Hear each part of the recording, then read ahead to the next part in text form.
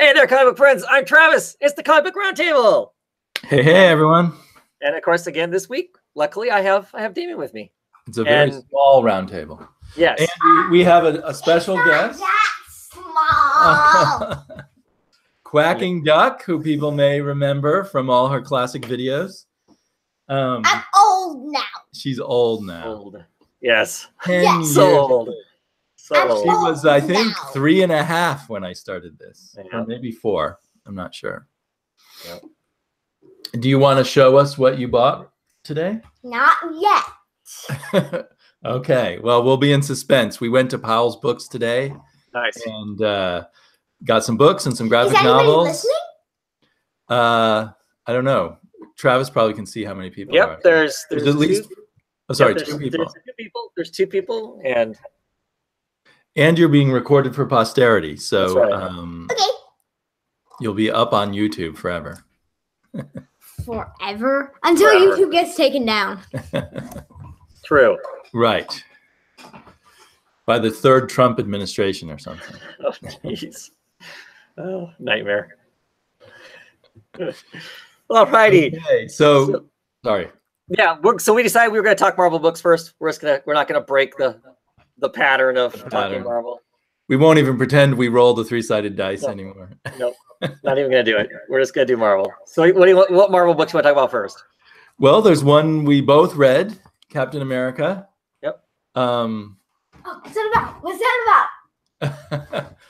Okay, Bugley, why don't you just relax in the background, or I'm trying to be funny. oh, okay. So you're kind of throwing us off track here a bit. Oh, sorry. So I just read issue 1 and 2 together, and it was startling how much issue 2 was a repetition of issue 1. I couldn't get over that. Yeah. So I assume you noticed that too, even though perhaps you read them a few weeks ago. Right. So I've read them however many weeks it was apart. I like the idea, but I don't need 2 issues of. Well, basically, like we said, it's just a repeat of itself. Right. About how no one trusts him, and what, sort of this question of his identity, because is he the good one or the bad one, even though of course we know he's the good one. Right. It also felt overplayed in the first issue, and then it really felt overplayed in the second issue. Yeah. Well, for me in the first issue, it was kind of like, okay, so now, I mean, it sets the tone of what the book's, potentially is going to be. And for those of us who weren't up to date on like what was the last, I can't remember what the last event was called, but at any rate, where Hyder took the Secret Empire. Yes, where Hyder took over everything, and they used Steve Rogers' face as the president, and so if you weren't up on that first issue kind of lets you know this is what had happened and why people may not be so keen on Captain America. Nobody wants him around. Okay, cool. And then the second issue is literally more of him, some fight scenes of him fighting nuke clones and repeating that he's not wanted. Right. And a little bit of guilt about all the other super soldiers that are out there. So he's the first super soldier. Yeah. Yeah. And the guilt or the scenes are with even the same characters, with Agent 13. I forgot her name for the moment. Sharon, right? Right. Sorry? Sharon?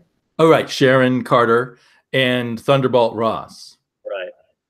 And I guess I'm being really mean, but what's his name? Lanil Yu Francis tends to use the same faces over and over again, like facial expressions over and over again. So we're getting kind of the same text and the same facial expressions over and over again. I found it a very irritating thing. Yeah. I mean, I was kind of excited because I wanted to see what Coates had to say. I'm sorry, could you repeat that? I was interested in the book because I was curious to see what Coates had to say. Listening to him talk about what he wants to talk about makes me excited for the book. And then I get the book and it's like, oh yeah, this is why I wasn't so excited by Black Panther. Because I started reading it, and the pacing is just not right. Right. Well, and he is known as an essayist originally, and it almost feels like he wants to write this as an essay. But I really don't, and I could live with that, but this repetition just really annoyed me. Hopefully he's got that out of his system. It looks like we're going to go to Wakanda next episode, and maybe that will be a big improvement. Right. I'm going to read it for a while because, like I said, what he's talked about, I'm interested in. I just don't know when is the comic going to show us all of that. Right. And are you a fan of Lanil's art? It's okay. I mean, I don't know that I have a real strong opinion one way or the other, about it. Yeah. I thought I liked it, but then I guess again, because of the repetition, I just sort of began to dislike the art too. I don't know. He's kind of on the more static side, but he has a cool style. Yeah, I kind of liked this page here. Right. But yeah, I'm not. Anyway, as I mentioned off air, I get this through a mail subscription, so I'll get however many issues I've left on my subscription coming through, so I'll keep reading it. But if I were buying this off the rack, I think I might have stopped right here. Do you plan to keep getting it because you're curious what codes? Yeah. I mean, I figure I'm in for probably 5 or 6 issues just to see. That's about how far I went with Black Panther. I see. So next issue is going to be kind of the make or break for me. I'll get that issue. I read it. If I don't care for it, I'll quit ordering it because I ordered 2 months in advance. Right, so you'll still have 2 more issues coming. Right, and so if suddenly by issue 4 or 5 it suddenly turns some corner and surprises me, this isn't going to be hard to order someplace and get a copy of it. So, now, I heard some people online complaining about the flag touching the ground. Oh, Lord. I don't know if that was done on purpose or just is supposed to be kind of a half-mast kind of look for him, a sad look, or whether they actually meant, some kind of patriotic sacrilege by putting the flag touching the ground. I mean, I get it, but I doubt this cover has that much thought into it. There's a thing, like, in fact, we talked about it with one of Quacking Duck's friends a number of months ago about, like, if the flag touches the ground, you have to burn it or something. And that's, I believe, a myth. It's not actually a rule or a law or anything, but I might be wrong. It was a Boy Scout thing. I know that. I'm a Girl Scout camp. Yeah. So I don't know. I don't know what, I mean, and Alex Ross did the cover, of course, but an editor kind of chose it. Here, come up here and see the cover. And after we finish talking about Captain America, Quacking Duck's going to show us the things she bought and then probably head out, right? Because it's going to get boring for you and hard for me to pay attention to both things. Right now? I don't know. At least 2. There are 3 people talking. 3 people watching. And Gotham Central particularly mentioned you. Glad to see the real star of the show. Yeah, I really. Here, shall we lower we're gonna lower my fancy desk. Come on, there we go. Now you can be more in the picture. I really want to come back, maybe in a video of yours soon. You can be in one of my videos soon. Why don't you show them? You want to grab that book there and show them? Maybe some people will have heard of this manga that she bought today. Yeah, probably a few of these people. It's called Princess Jellyfish. I just bought it at Powell's. I'm sorry, I'm not very good at putting. Is her voice coming through the microphone? Yep, you hear just fine. Yeah, so, okay. Yeah, if she likes this one, there's 9 more or 8 more fat books for her to read. We'll see. Princess Jellyfish. Oh, do we have any idea what it's about yet? No. No. Someone is obsessed by jellyfish and then meets a mysterious famous woman. That's all. That sounds great to me. I'm pro jellyfish. So this one is called Stinging Beauty. Stinging Beauty is the title of this volume. So, Quacking Duck, have you read lots of manga?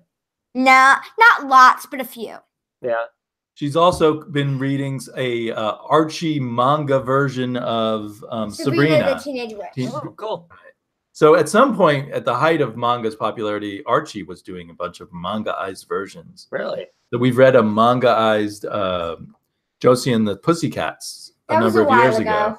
Very cool.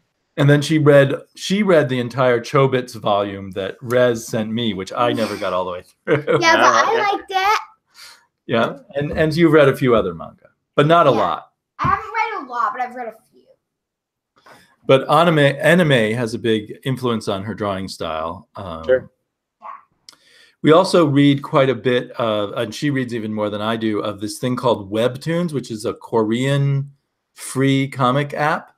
All right. Which has the continuous scroll. Right. So I've seen that. Yeah. You know, it's a more creative new thing than just panel to panel. Right. It's digitally formatted to read on a phone. Right. And so it's paced. The better ones are paced so that as you go along, like if you need longer time, there's actually a longer scroll between panels depending on the emotional impact and stuff. Yeah. It's kind of cool.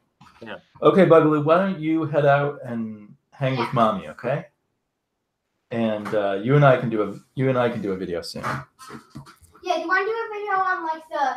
Wait, are you doing a video on that Superman issue or Supergirl issue that you read? You and I can do a video on the Supergirl issue. Yeah, that's good. And then we can read the Superman one. Yeah, and we can read the Superman. We can compare. But why don't we're keeping people waiting, so why don't you head out? I'll talk to you later, okay? What? That's the honor of being a daddy's girl. Oh yeah. Of her being a daddy's girl. Well, that's cool. That's cool that she's picking out her own interesting stuff to read. You know. Yeah. It was fun going to panels today. Yeah, cool. Very cool. Okay, so I guess we're not impressed with Captain America. For this to get better. Right.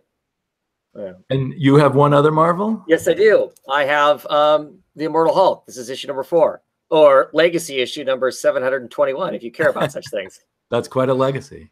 Yeah. I wonder how that works, because I don't. Well, no, I guess they did start with a Hulk number 1, but like with Captain America, they have a legacy number, but Captain America started at number 100 back in the Golden Age. I mean, the Silver Age. Okay. Yeah, I don't know. I don't know how they come up with that number because it's never. It seems a bit high. Well, they just any mini series or whatever, they just kind of slap it in there, right? So. Right. Yeah, that's true. Which miniseries do they count? Mm-hmm. So anyway, so the Immortal Hulk, I'm really enjoying this. Every issue I like more than the issue before it. It's got kind of a werewolf theme in the sense that at night he is more susceptible to turning into the Hulk. Oh, and that goes back to the very first issue of the Hulk in the Kirby days. He turned into the Hulk at night there. Yeah, and so as the sun goes down, he knows that there's anything's gonna just make him lose it. There's not you don't have to make him angry. It's just it pops out basically. This issue is largely it's focused on Sasquatch.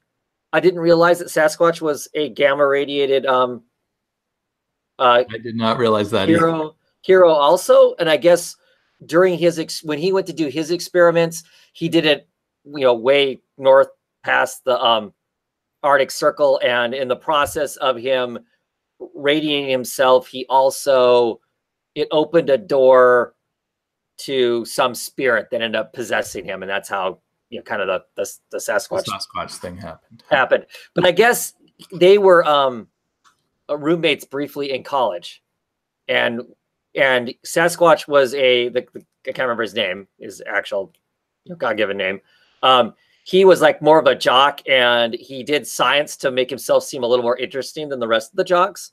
But he wasn't a dumb guy, and he would hang out with Banner, and he would try to do Banner's experiments, and Banner would get really angry. I mean, like almost violently angry with him. It's like, look, as Sasquatch tells it anyway. He's like, look, you go do your jock thing. You're never going to be this kind of a person. Don't try doing it. This is mine. It's all mine. Stay away, kind of a thing. So, and we get this it's being told to us. He's telling us this story because he's being interviewed by a news reporter out of Arizona, who believes that the Hulk is still alive, that Bruce Banner is still alive, and she's pursuing it heavily. Whereas otherwise, any sightings more tabloid-like. She's the one paper that's actually writing as being a real thing. And now some of the other papers are starting to pick up on it, but she's trying to pursue the story faster than them. They're in a bar, because that seems to be where Banner ends up going at when he's kind of drawn for some reason to these different places. And he always ends up in the local town's bar at some point. So they're in there interviewing this this bartender to see if they can get any information. And these guys are there, and they're really agitated with each other, and they get in a fight. And I wish I could remember his name. Sasquatch, the guy who is Sasquatch, kind of gets in between them, and he's like, "Yo, you guys knock it off. You know what's going on here?" And he ends up getting killed in this barroom brawl, and they rush him off to the hospital, and he dies. And he's dying on the table as the surgeons are trying to save him. The reporter is sitting in the emergency room because, of course, she's the witness. And Bruce Banner sits down next to her and starts having a conversation. And, of course, she realizes who it is that's, having this conversation. He's like, look, he has the exact same gamma radiation structure as me. The exact same. I mean, not a little bit different. It's exactly the same. And it's getting to be dark, and we need to clear this hospital because really bad things are going to happen.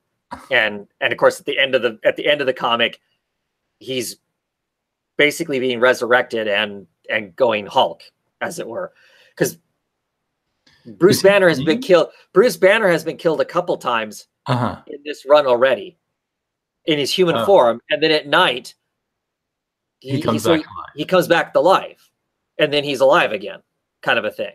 Right. No, he's not green. This is like it has a horror bent to it, and also it tends to be one and done. Does this story end in this issue?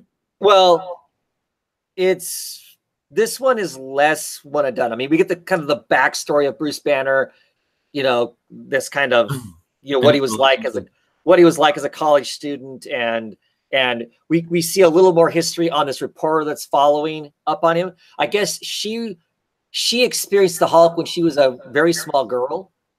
The Hulk is like wrecking this town, and she's with her father, and her father is saying, remember what they said in the news, don't look at him.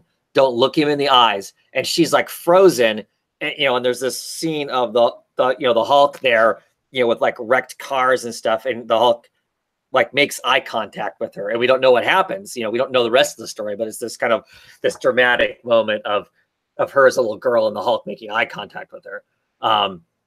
So we know she's got for her, this story is not just the story. There's some personal attachment also, but the very end of it ends with Sasquatch hulking out. I mean, he doesn't turn green, but he's clearly feral, and he's more hulkish than Sasquatch by the end of it. So as far as one and done, this one was less one and done. But the most of the story was kind of like this kind of telling of what Bruce was like this brief period of time in college and some of that stuff. So, and like I said, and then Bruce showing up and saying, we're going to be in trouble. We better, clear the place before he goes, nuts. So this issue was less one and done. This issue was more giving us bits and pieces of background for the next issue, I think, to make the next issue matter a little more to us. Well, it might be nice to mix in some one and dones and some other things anyway. Right. And even like I said, even the one and dones does have a thread that goes through all of it. I mean, there's, Bruce Banner is back, but he's being very secret.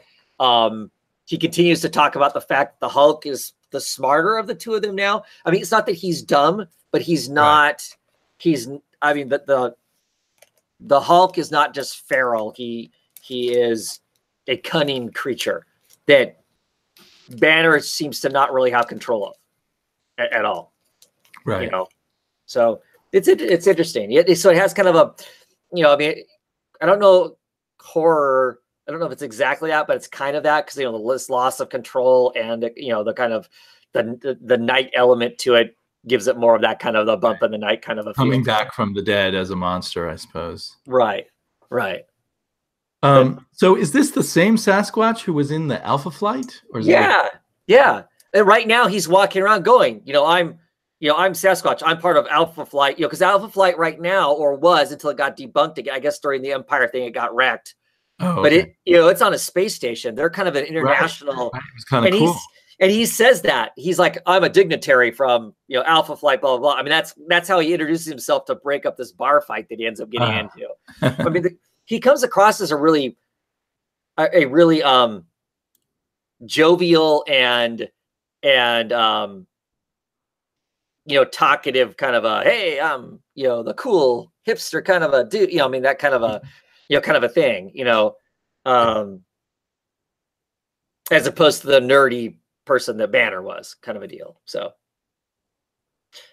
yeah, like I said, I'm really enjoying it. It's surprisingly been fun. And like I said, I've never really read a straight Hulk book, but this has been, because it hasn't just been Hulk smash. It's there's all this other kind of element to it. This kind of, he seems to be following where there's like gamma radiation poisoning type stuff going on. He seems to somehow the Hulk in him is drawn to those events.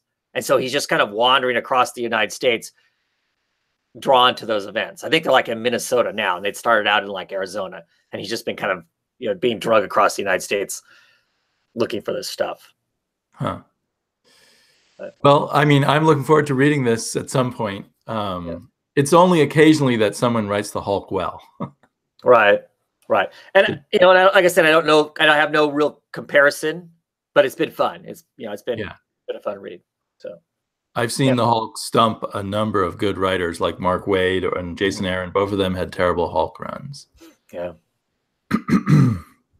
Okay, well, I have one other Marvel, which is a Cosmic Ghost Rider, issue number 2. Out of the pages of Donny Cates' Thanos. It's written by Donny Cates and by this artist, someone Burnett, who I'm not so familiar with, Dylan Burnett, and it's becoming very, very, very gonzo and silly. Taking the baby Thanos to a bar and giving him beer, presumably beer. It's on another planet, so it could be some other form of alcohol. It looks like beer, and having a bar fight over baby Thanos, and then going and doing kind of a mind meld with Galactus, who's about to drink this planet. So Galactus is kind of allying himself a little bit with this crazy Cosmic Ghost Rider to, well, I don't know if he's going to ally. Anyway, Ghost Rider thinks they're going to be allies together to reform baby Thanos and make him not turn evil, which is kind of a bizarre idea to get Galactus to help you turn someone not evil. Exactly. And the Watcher shows up, and then this futuristic version of the Guardians of the Galaxy show up, full of lots of characters who are not in the Guardians of the Galaxy now. I guess I shouldn't spoil it. I want to kind of ask who some of these people are. But so I think this is a lot of fun. I think it can be hard on someone who cares about Marvel continuity, because it just doesn't give a crap about treating the Marvel universe in any realistic way. So if you're okay with it just being one kind of lark of a spoof, I think this is a very good read. It kind of, do you remember Space Riders? I don't know if you ever got that. I didn't get it, but I'm familiar with it. Yeah. It has the spirit of Space Riders, that sort of motorcycle badasses flying around in outer space and goofy things happening. It's a little more writer driven. Space Riders was more artist driven, but so I'm enjoying it, but there is the Marvel geek inside of me that says, hey, wait a minute, this is too much. But I think that almost is a good thing, just because Ghost Rider in space to me makes no sense. I mean, that just kind of flies in the face of the character anyway. So he's the what's the guy's name? He's the Punisher. He's the person who used to be the Punisher, comes back from hell as the Ghost Rider in the future. Yeah. And then to me that gets recruited by Galactus to become the Cosmic Ghost Rider, Now he comes from a version of the universe that's been destroyed by Thanos changing his mind on a few things. And he's been plucked out of that other universe by Odin. I mean, it just gets crazy. So to me, that's all. Like I said, that almost sounds like that's a good thing. That it's just completely bonkers. So you just know not to take it serious as far as being, some linchpin of the Marvel universe, and just kind of go with the goofiness of it. Right. And how does Frank Castle become your stereotypical screw it all, let's go drink with a baby motorcycle guy? That does not strike me as his character ever. So, I mean, I can see him coming back as Ghost Rider. Right. But he would be a very hard-assed, spirit of vengeance, right? But for sure. Yeah, the Ghost Rider Frank Castle meshes because of the vengeance, but then the crazy kind of biker drinker dude just doesn't work. No. Or it doesn't make sense. It works. It's fun to read about. Right. Huh. That's funny. Yeah. I know of no Marvel news. I haven't really been paying attention. But it seems like Marvel is going off on, I mean, just think of these 4 or 3 books we've talked about. Each one could be from an entirely different sort of comic book universe. Right. They're just kind of going off in a lot of different directions, which is interesting. And kind of quietly doing so. It's not like Marvel has become quieter about things. Yeah, it's not the fanfare that we've seen over the last couple of years for any of this stuff. So well, there's been a lot of fanfare for the Fantastic Four, which true. I haven't got my copy yet, and I assume you got yours? I have mine, but I haven't read it yet. I'll read it this week. Right. Yeah. For sure. Alrighty, well, let's just roll right into talking some DC books then. Okay. What do you want to talk first? Well, I felt very foolish after it, but I just read something that I figured you would read, and I wanted to read and realized I hadn't gotten. So I bought it digitally on Comixology, which is Super Sons. Did you get that? Yes, I did. Yeah. And for $4 digitally, it seemed, but I'm sure I enjoyed reading it. It was a shallow read, right? Is that what you're going to say? Right. Yeah. It's a fun little romp, but it felt pretty short on it digitally. I don't know how it feels. It read short too. It's clearly the start, because they had to restart to some degree because, of course, they shut the actual run down, and now they're doing this, I don't know, maxi series. It's 12 issues. I think it's fun. I like these 2 characters together and whatnot. It still has the kind of, the kind of goofy spark to it that I enjoy.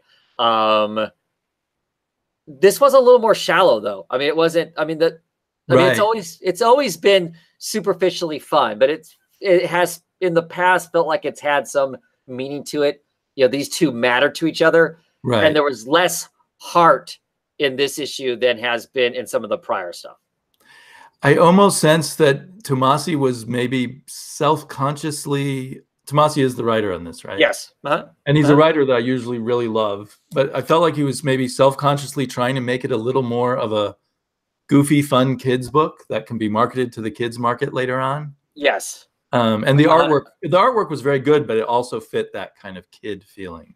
Yeah, 100%. And that was another thought I had when I was reading. I'm like, this just has that kind of a feel. I mean, and the villain group that's in this, I mean, is the kind of the same thing. So it's this group called the Gang, and it's child versions of all of some of the big supervillains, except they're from another dimension and they're like the heroes. Right. And they look a lot like those, Lil Luther or whatever, kind of things that you might do aimed at the kids market. Right. It's almost like the stuff that they almost look like they're characters that Dustin Nguyen would do when he's doing his little Gotham stuff. Exactly. Right. Yeah. And I know that stuff is selling really well now. So they may be trying to skirt the 2 markets there and have it both ways. Yeah. So that's kind of unfortunate for me. Right. Because I thought it was a smart, fun comic before that. And to kind of simplify it some, I don't want to say dumb it down, But well, like you said, it took some of the heart out of it. There was a little less real emotion to it, and more like, it's kind of like when you bring back characters who are, you know, from a sitcom or something, and just have them do their shtick again. right. But Right. but I still So that enjoyed it. I mean, I'm not. I think I'll keep getting it. I won't get it digitally again, but because first off, I actually paid, if I buy a comic new digitally, I'm paying more than I would have at my shop. Right. And then it just reads really fast, and you know, there's a nice double page spread there, but you don't get that digitally. So Exactly. Yeah. Well, I'm gonna keep getting it because I like the two of them together. yeah, I think I'll keep getting it too. I'm gonna have to go get a physical copy of #1. Yeah, but like I said, I enjoy it. I enjoyed them. I mean, I like the idea of these alternate kid versions from another universe. It's fun. Sure. I mean, it's not serious, but it's fun. Right. But well, I guess some of their stories for the Super Sons when it first came out, I mean, there were some serious elements to them and whatnot. Right. But they also had their, you know, their levity about them too. You know, right. But it did seem like there was a little more, maybe a little more real connection to adolescence or early adolescence and the feelings you have. Here, they're just like the cool guys at the boarding school who don't even want to go to the popular girls' pool party because they've got too many cool things to do. Right. Yeah. Yeah, for sure. And that threw me. I had no idea that Jonathan Kent was going to boarding school. I don't know if I missed that. Yeah, but the weird thing is it wasn't boarding school before. It was just, he was just going to school. Right. And Damien was tagging along. Yeah. And since they said this takes place earlier, he would presumably still be living in Hamilton County. Well, even if he was in Metropolis, he wasn't going to a charters. I mean, they weren't wearing uniforms before, I didn't think. Right. Yeah, no, I assumed this was like a really expensive prep school, which you would expect Bruce Wayne to send his son to, but not Clark Kent and Lois. I think that was one of the signs that it doesn't really matter. It was just kind of this jokey thing. Right. And the school was called Reeves West School for Christopher Reeves and Adam West. Adam West. Yeah. DC does a lot of that. They've really leaned heavily into that lately. I noticed a lot of that in the recent Tom King 50th issue. Every street name was after some creator and that kind of thing. Yeah. Which gets overplayed, I think. But Yep. Yeah. So I started reading Green Arrow again. I am a Green Arrow fan. Very cool. Yeah. Alex Maleev cover. Oh. I didn't know he did painted covers. Yeah. So you know, I'm a fan of Green Arrow. I just kind of dropped off of it because I wasn't enjoying the last, you know, run of it and whatnot. So I figured the Benson sisters are on the book. I would try it and see what it was like and see if I would enjoy it. It was okay. The art was not great. That seems to be a problem, that the Benson sisters get teamed up with a great cover artist, and then the interior artist is not, for me, not up to speed. It's like we're going to cheap out on the interior art, so let's put a really great cover on it. Well, yeah, almost. Which for me personally always backfires. My expectations go really high, and then but I don't know. I didn't care for the art. There's some unnecessary panels and dialogue. It felt like in places. There's just times where there's just extra stuff that I just don't know why. When you're talking about 20 pages and you have to be kind of having an economy, right? With getting a story in that 20 pages, sometimes there's stuff in it that I'm just like, why? They go to this chili feed. It's Black Canary, Green Arrow, and Arsenal, all in civilian attire. They're going to go to this place and eat chili and whatnot. And Roy and Arlie are trying to kind of come to an understanding. They're still kind of on the skids of having been a partnership, and then, you know, Roy going down the path of addiction and all that kind of stuff. And they're still trying, you know, trying to work that out, and can they really trust each other and all that. So one of the things they're doing is they're going to this chili feed and whatnot, and you know, villainous stuff is happening, so they have to leave the chili feed to go, and they're going their separate ways. And there's like 2 panels worth of them getting on motorcycles and just saying bye to each other and driving away. And to me, that's the kind of thing that, unless there was something in particular extra special about that, that's the kind of stuff that happens in the gutters, right? That's what the gutters are for. Yeah. It just seems like a rough draft, almost like, oh, you go back through and say, oh, we can get rid of this panel and just do it all in one or something. Yeah. Just, there was just some little things like that that just made me kind of go, oh, okay, I don't get that, you know. I mean, I like the idea of it. You know, Oliver Queen is still the rich Oliver Queen, but he now doesn't live in a big mansion. He actually lives in a house that's on the edge of the part of Seattle that hasn't been gentrified yet, but is in the process of that happening. So he's trying to help the people there that are struggling with being priced out of their own homes, so then they can get made into nicer homes and that sort of stuff. So the social, you know, that kind of social commentary stuff is in the book. I like those aspects. Those are things I do like about Green Arrow. It's got Kate Spencer is in this. She is Ollie's and Queen Industries defense lawyer, kind of to deal with, because I guess in the last arc or run of the book, he had some app, and the app did something to people, like it stole their identity or did something. So, or they blew up. I guess they end up overheating and hurt some people. So he has promised to compensate everybody that was injured. And in the process of that, which she still wants to do that, but of course they don't want to be sued into the ground. So she's trying to defend. And Kate Spencer, for people who don't know, in the past, she has been Manhunter. She was the pre 52, the woman that was dressed in the red costume with the staff that was hunting villains and killing them. It's actually a really excellent run. But yeah, so I don't know. That's curious that they would throw her in there now. Is she going to end up being, you know, she was a district attorney in the past and in other incarnations of the character. You know, is she going to come back as Manhunter? I'm always curious to see if they're going to do that or not, which would be cool as far as I'm concerned, because I like that character. But anyway, the comic was okay. Like I said, I think it's saddled with not good art and then the occasional, you know, I don't know. Maybe that works for television because the two sisters, they write TV. That's where they come from. I don't know. I'm on for a while because I want to check it out and see what their take is on the whole thing. Did you read what did they do? Birds of Prey or Batgirl? I can't remember. They did Batgirl, the Birds of Prey is what is the title they did. And I read 9 or 10 issues of that, and I ended up dropping it. Largely because it was saddled with bad artists. Or?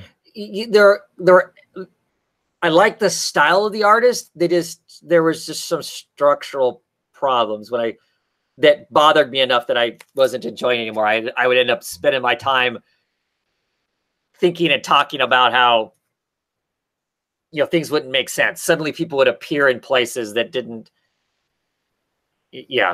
didn't make sense to me. So it seems like, I mean, comics, you know, like with Hellblazer that we talked about last week, comics can be really ruined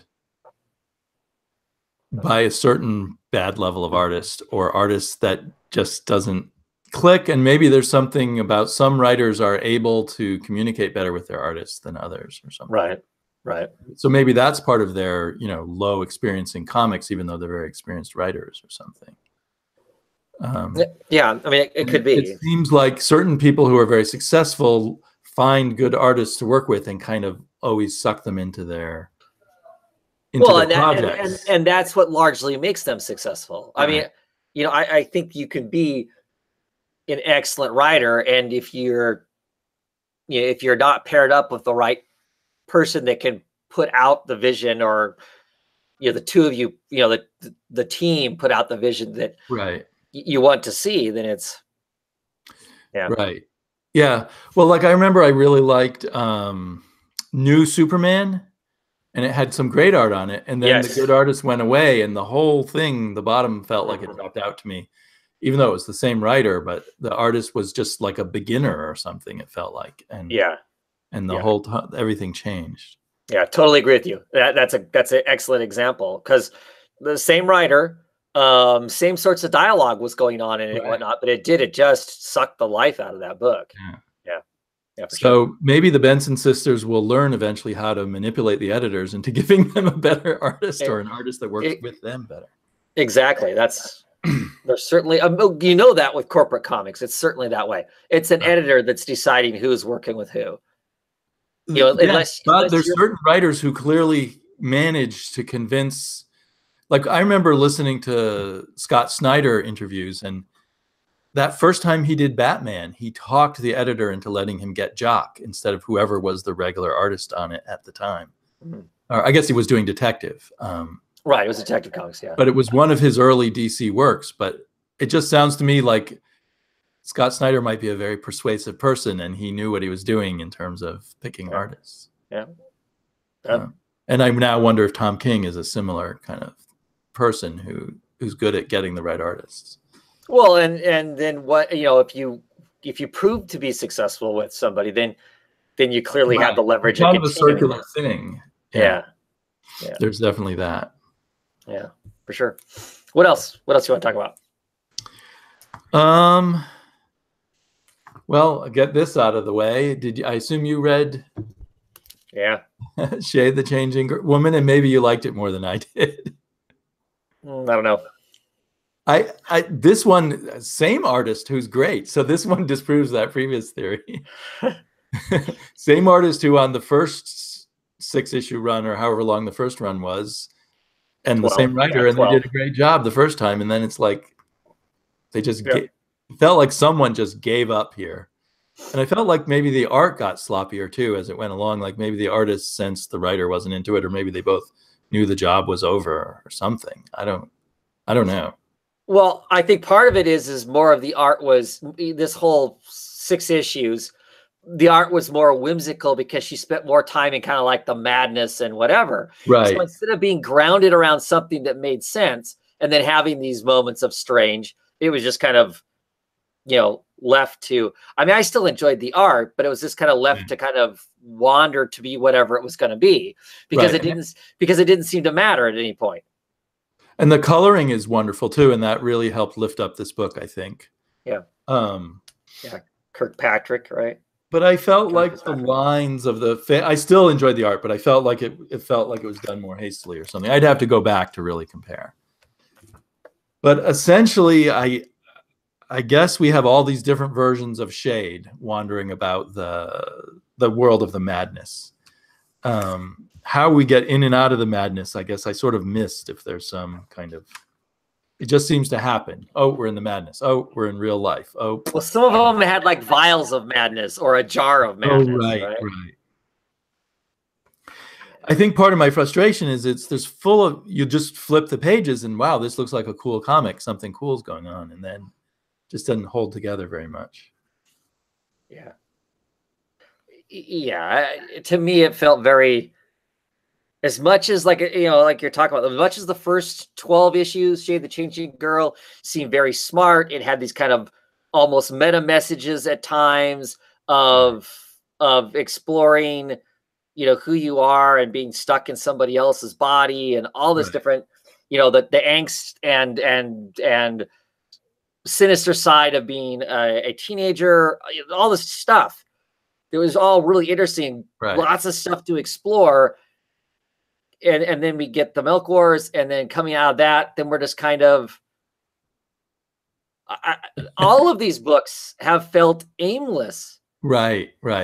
Just really unanchored and just adrift for 6 issues of whatever. Has Cave Carson been as bad? Yeah. Yes. Oh. I mean, I love the art. I love the Michael Owen art. It's funky. It's cool. It's got just, you know, crazy kind of stuff that you would almost find in almost like, you know, indie book, as far as, bizarre quasi-sexual stuff. And just, you know, I mean, as far as visually, it's just really, you know, cool and cosmic and stuff, but still just kind of aimlessly they're just adrift. They're, you know, just, I can't describe it any other way other than it just feels like the real plot and drive to have something to say is just gone. And it's just 6 issues of them just kind of going, hey, we were a cool book once. I don't know. I don't, you know. Yeah, it had no, like you were talking about that first series, and that was grounded in high school and adolescence and family. And this has no ground. Right. So it's kind of amazing to see 4 books all kind of belly flop at the same time. Exactly. And it felt like Young Animal was getting DC's sort of old Vertigo mojo back, you know, and they kind of pissed it away. Because I feel if they'd kept up the quality we saw at first, these would be things that would end up being perennial sellers, you know, in trades and stuff. Agreed. Which is what, you know, Vertigo used to do for them. Right. I mean, I would still, if anybody asked me, I would still recommend the first 2 trades of this when it was Shade the Changing Girl. I mean, that was good stuff. I was super excited about these creators.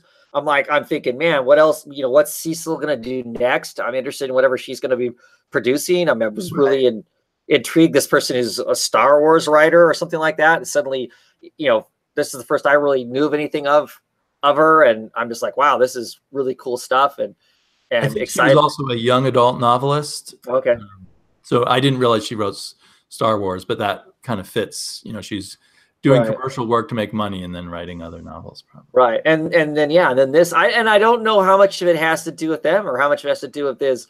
They started thinking they were going to do something. And then like I said, they all say, oh, this was planned. This is what we planned. Right. But I really feel like 2 issues in, it's like all of a sudden, oh, we've got 4 issues to land somewhere. And in this case, and in Cave Carson's case, I think they just went, let's just go weird for 4 issues and give it a ending that's not an ending, because clearly at the end of this we get a new Shade, potentially, you know, somebody else wearing the coat or whatever, the vest. It's not a smart move, even if you've been canceled. You should still try to do really good work so you can get future work. I would think that's the bad thing on your resume. In a sense. Well, and so they must be really. You'd want it to continue to sell, I would think. So when it hits in trade, it sells. Yeah, I don't know. Something really weird went on there. I think. I feel like it did. That's for sure. Let's see. Issue 5 of Justice League, and every 5 issues will be Justice League will be blotted out, and it'll be Legion of Doom. Oh, that sounds fun. So you've been enjoying Scott Snyder here, right? Yes, I have.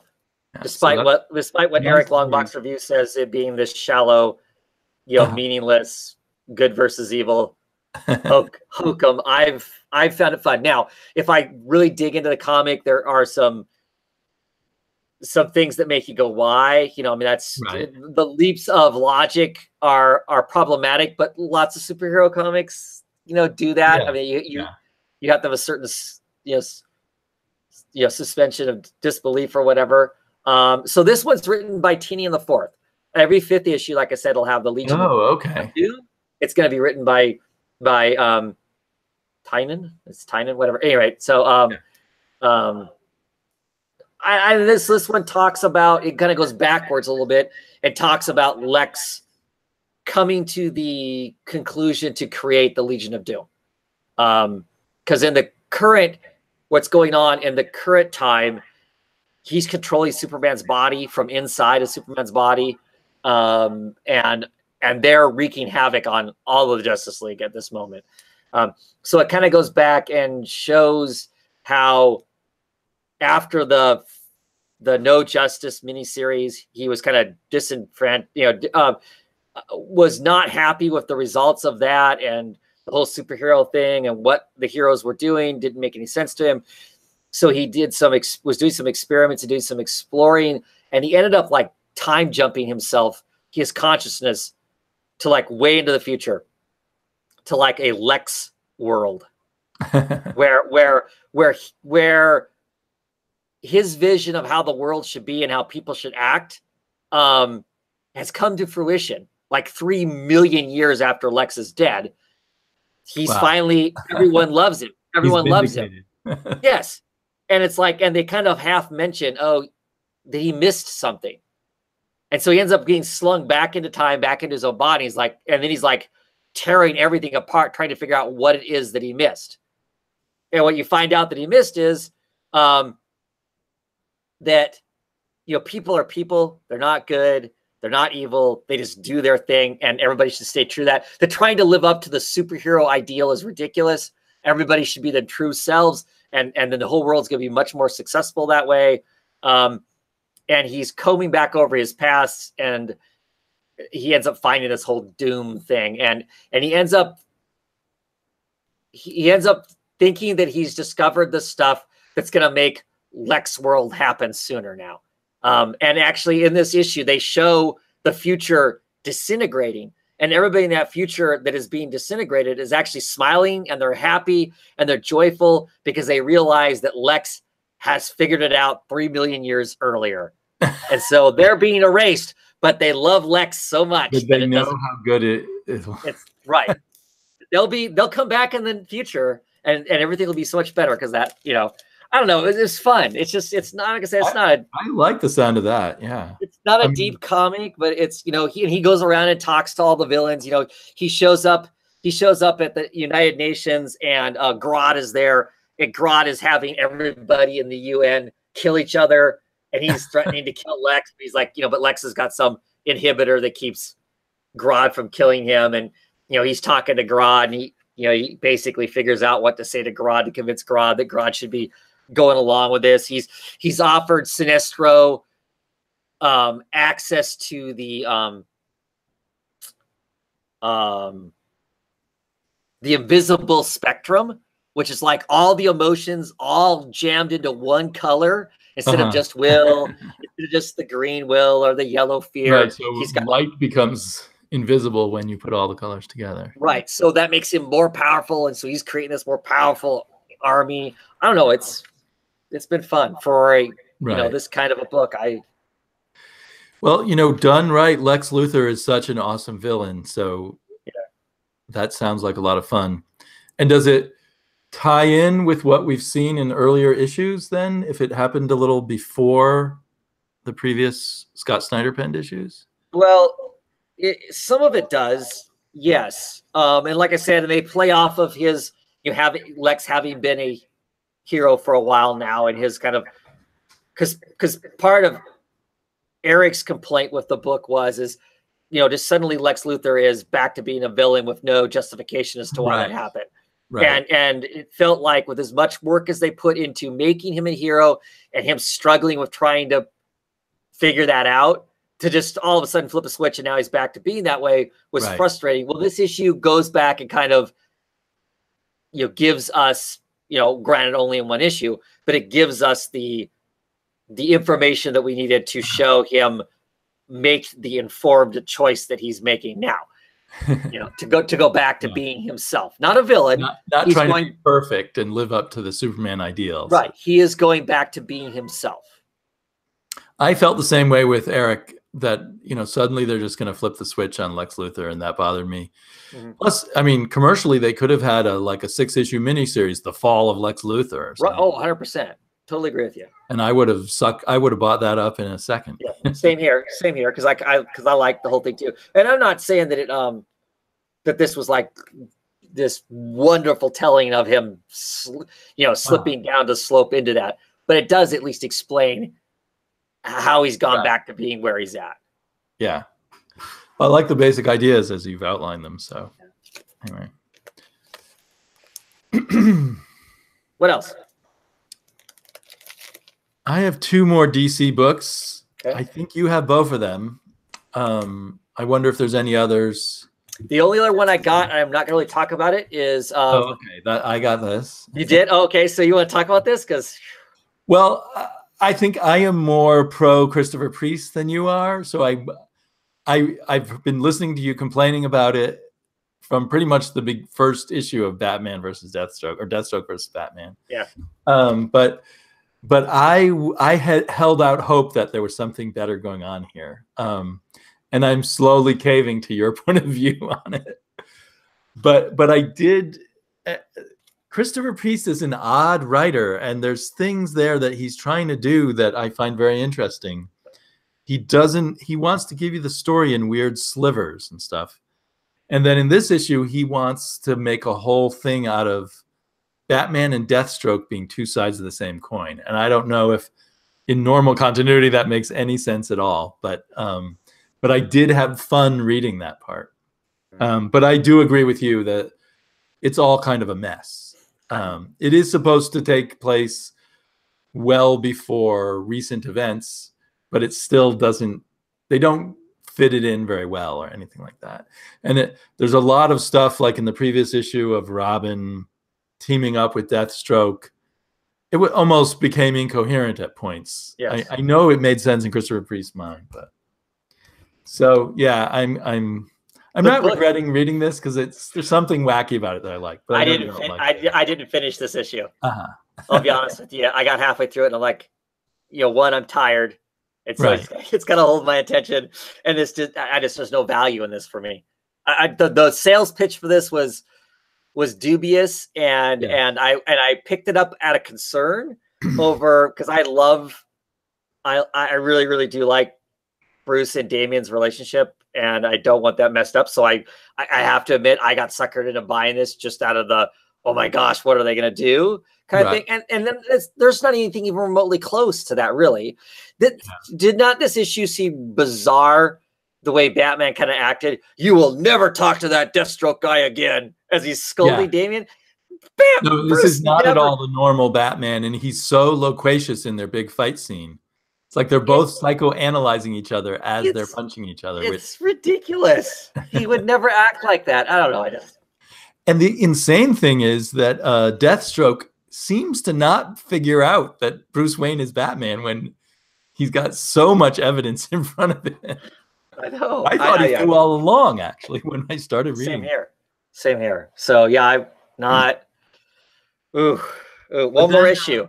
One more issue. Did Miracle come out in the week that we're talking about? Yes, it did. Yeah. So that's my other DC book. Well, so the other one I'll talk about real quick before we talk about that is. Yeah, I'm curious to hear how this next issue went. So yeah, Batman issue 52. It's more of the they're deliberating now. Bruce Wayne is on a jury, and they're deliberating over the guilt of Mr. Freeze having killed these three women by doing experiments on them and freezing their brain stems or something, and ultimately killing them, whether murdering them on purpose or not. And it is a jury of 12, and there are 11 guilty and 1 not willing to say guilty. And of course, the holdout is Bruce Wayne. So there's like 3 or 4 elements of the case that Bruce Wayne questions whether or not they are whether or not they are accurate, whether or not they're we're just buying what Batman says versus the actual evidence that's there. Right. Yeah, so you're kind of wondering, why is Bruce Wayne doing this? Because he's Batman. He's the one that beat Mr. Freeze within an inch of his life, and then he admitted to having done all this stuff and whatnot. The art is amazing in it. Lee Weeks, I think, is a stellar artist, especially this kind of, pulpy noirish looking type stuff. I really like his work and whatnot. So it's kind of a 12 Angry Jurors kind of a story, in the fact that these people are trying. So he has a discussion with a couple different people. It's like, there's 3 or 4 people, and each of them have an argument of why Mr. Freeze is guilty. Clearly because he's Mr. Freeze, I mean, first and foremost, and you're not going to argue with Batman. Batman saved the city so many damn times that if Batman says something is this, it is. And Bruce is not just contrary. He actively is arguing you're just taking this at face value. If you're going to take this at face value, that means you have to take the other side at face value. And I find the whole thing interesting. I mean, I'm enjoying it. I'm trying to decide.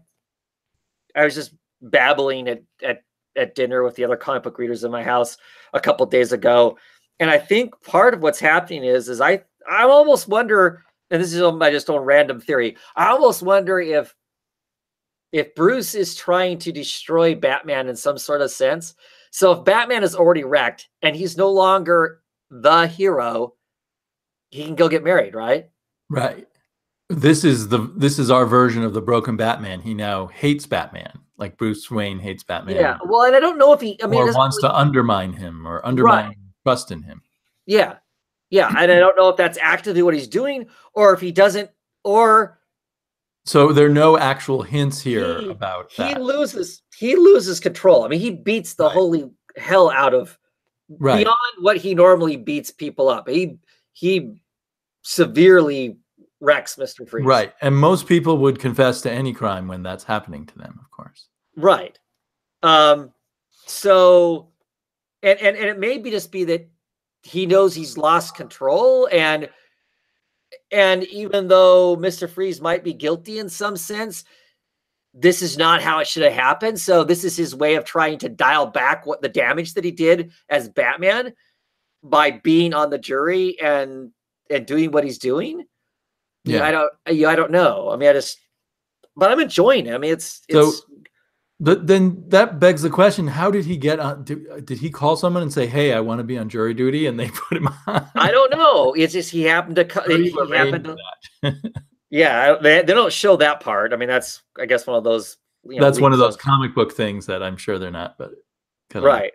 But I mean, like I said, the art is just it's cool, Mr. Freeze. Are there any more moments like when he pulled out the urinal in the previous issue, like?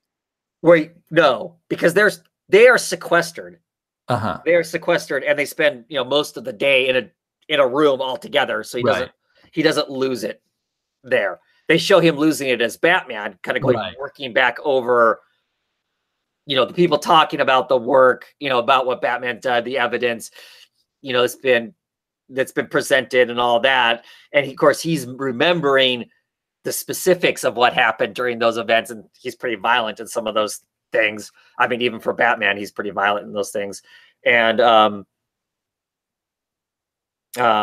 he flat out says, look, if he's beat that bad and whatnot, his confession doesn't mean a damn thing. And then, basically people telling him, that it's nonsense. It doesn't matter whether Batman tortured him or not. We know this guy did it. Batman's right. These people are wrong. I mean, it's as simple as that. So, right. Well, and that's what you would think normally Batman would be glad that's how people view him. Right. I mean, the end of this issue, it's basically a woman is saying to him, you're saying that Batman is wrong or bad, incompetent, horrible, out of control. You're saying Batman is not the hero Gotham thinks he is. Now, if you want me to go along with you, you prove that, Mr. Wayne. Can you prove that? And he's got this stern look on his face. And then he says, yeah, I can prove that. And then it says to be continued. So I don't know. I'm intrigued. Sounds interesting. I'm intrigued. Like I stopped just as Tom King did a good arc. Yeah. And I understand why people are angry about the issue 50. It's got all kinds of problems. Well, I plan to read it when it's all done. I just feel like I'm going to be frustrated right now continuing with it. But I'm curious and I don't mind things spoiled along the way. And I'll just come back to it and read it when it's all done. But I'm enjoying this. I enjoyed the last issue. I really enjoyed this issue. It's another. I think it's intriguing. I'm just curious to see what's the goal here. What's the writer's thought on this? His sliding into the angst of the post breakup anger at his life and where it's taken him to, and so why is he doing this? I don't know, but I'm curious to see what that is. So yeah, Gore Vidal says Batman may have lost control, been unreasonable due to what happened with Selina, and after he beat up Mr. Freeze, he went back and found clues that exonerated Mr. Freeze. Yeah. Although that you would then think he would then give that evidence to the police to get Mr. Freeze off, rather than arranging to be on the jury. Well, unless he's wanting to. Clearly by the end of that, he's wanting to undermine Batman in some sense, or publicly vindicate that Batman's not perfect or something. Because why else would Bruce Wayne be actively pursuing, trying to prove that Batman's incompetent. Right. I know that the kind of the way I was bothered by the fact that how did he arrange to be on this jury, Luke from Gotham Central. He mentioned how could anyone want him on a jury in a Batman related case when he's known to be the financier of Batman Incorporated. And then you got to wonder, is Batman Incorporated still part of a thing? A thing, yeah. Yeah.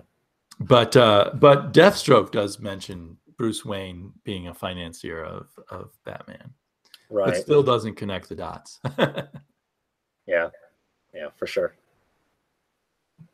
But I'm enjoying it. I'm intrigued. The art is cool. So yeah, we'll talk about getting the right artist. Tom exactly. King knows how to get some good artists. Yeah, for sure. And the last book, the other Tom King book. Ah, you got the other cover. Yes. Are you getting all the Mick Gerard covers? Yeah, I still need to get issue 1 because the issue 1 is the Nick Darrington cover. But I like Gerard's work. It makes sense to have the covers by the interior artist. It's funny how those are the variant covers, but yeah.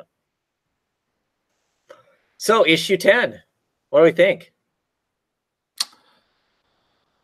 It's very good for me, and I'm feeling sad that this will soon be over. I do have caveats. This seems a little bit like the shtick he did in another issue where they were trying to make a decision about whether to fight back against Orion or just let themselves be killed. And so the shtick of mixing everyday life things like arranging the birthday party at the same time while they're trying to, decide this cosmic life-changing issue. It seemed a bit familiar, but at the same time, I enjoy that. So exactly, I'm like, what will fill the niche of this? Nothing can replace this comic once it's gone, I think. Yeah, I've been kind of just not wanting to think about that because I enjoy it, and I enjoy things about it that I don't know in other comics would irritate me to no end. I mean, people comment like you get at least like 9 panels where it's literally the same picture, and there might be one word that's different on those. For whatever reason, that pacing, it works. It works with this. It feels right. And the character moments for me just feel so perfect, or I enjoy them. Just the interaction between Barda and Scott. I like so much. We finally address some of the stuff that happened in the first issue. We finally get Barda showing her frustration and what about me? You've left me. I love that because that's so emotional, and to me it feels very real. It feels like a real way that conversation would just kind of spill over with the intensity of everything else that's going on and whatnot, and the absurdity of Scott saying, "Well, we turned out okay." We got, we were in Acropolis and it was, we lived through hell and we're okay. And they're like, no, we're not. We're not okay. You certainly aren't okay. That's why I picked you up off the, bathroom floor bleeding out. And, I mean, I don't know.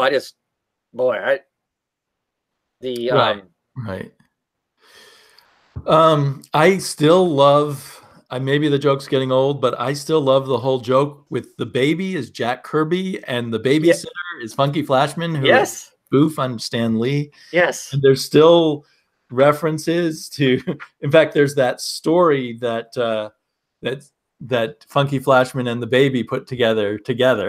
Yes. They are playing a bit fast and loose with what a 1-year-old would be like. If this were a 2-year-old, I might have bought into this a little better, but but it's kind of a replication of the Galactus Silver Surfer story. And he says, me and Jacob came up with it together. We have story time every day, making up stories. Smart kid, good imagination. Funky, he can say 6 words. Genius Jake doesn't have to talk. Funky talks plenty, which is just like, Jack Kirby never gets to put words in anyone's mouth, but he thought it all up.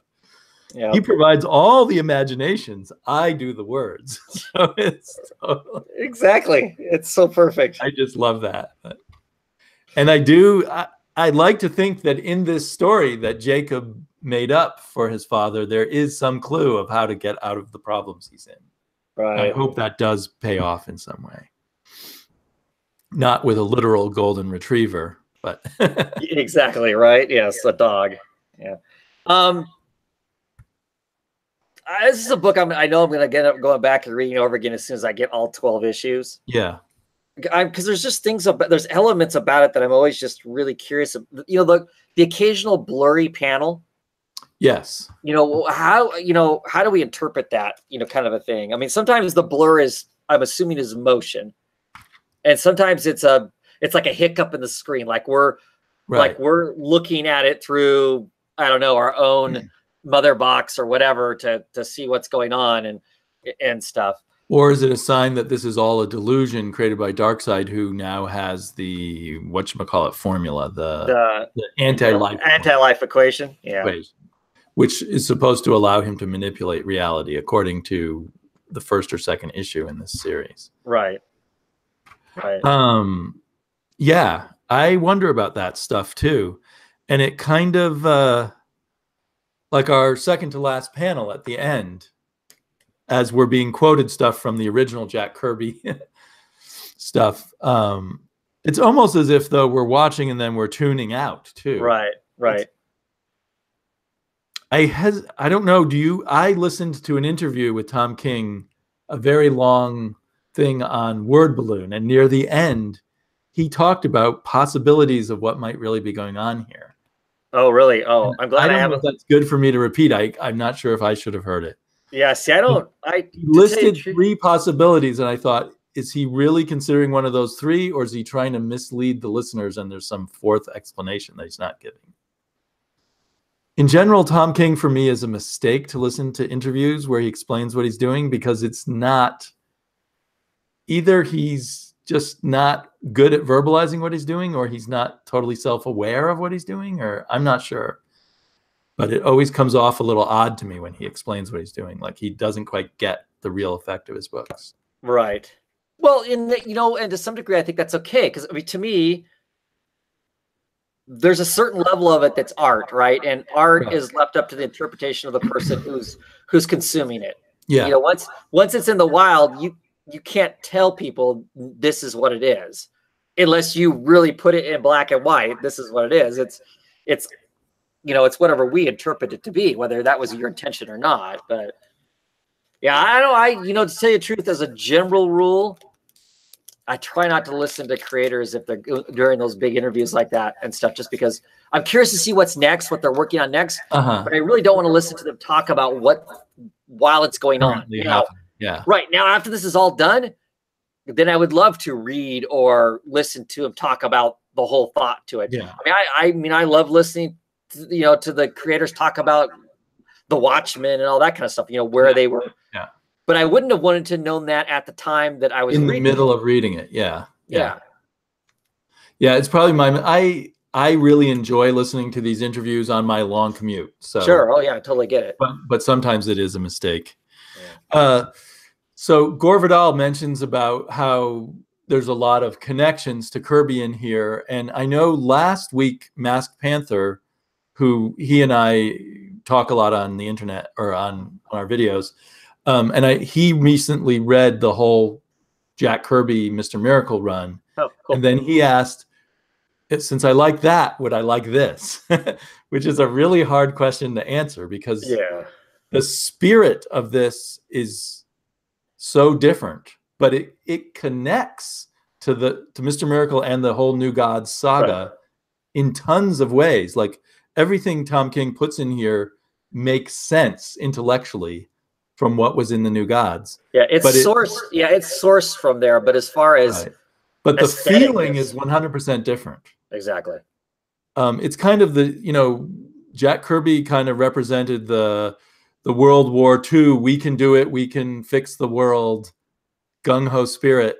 And this is kind of the reverse of we're neurotic, we have PTSD, Mhm. we don't know what decisions to make, everything is a mess, and it's hard to tell what's really important or real.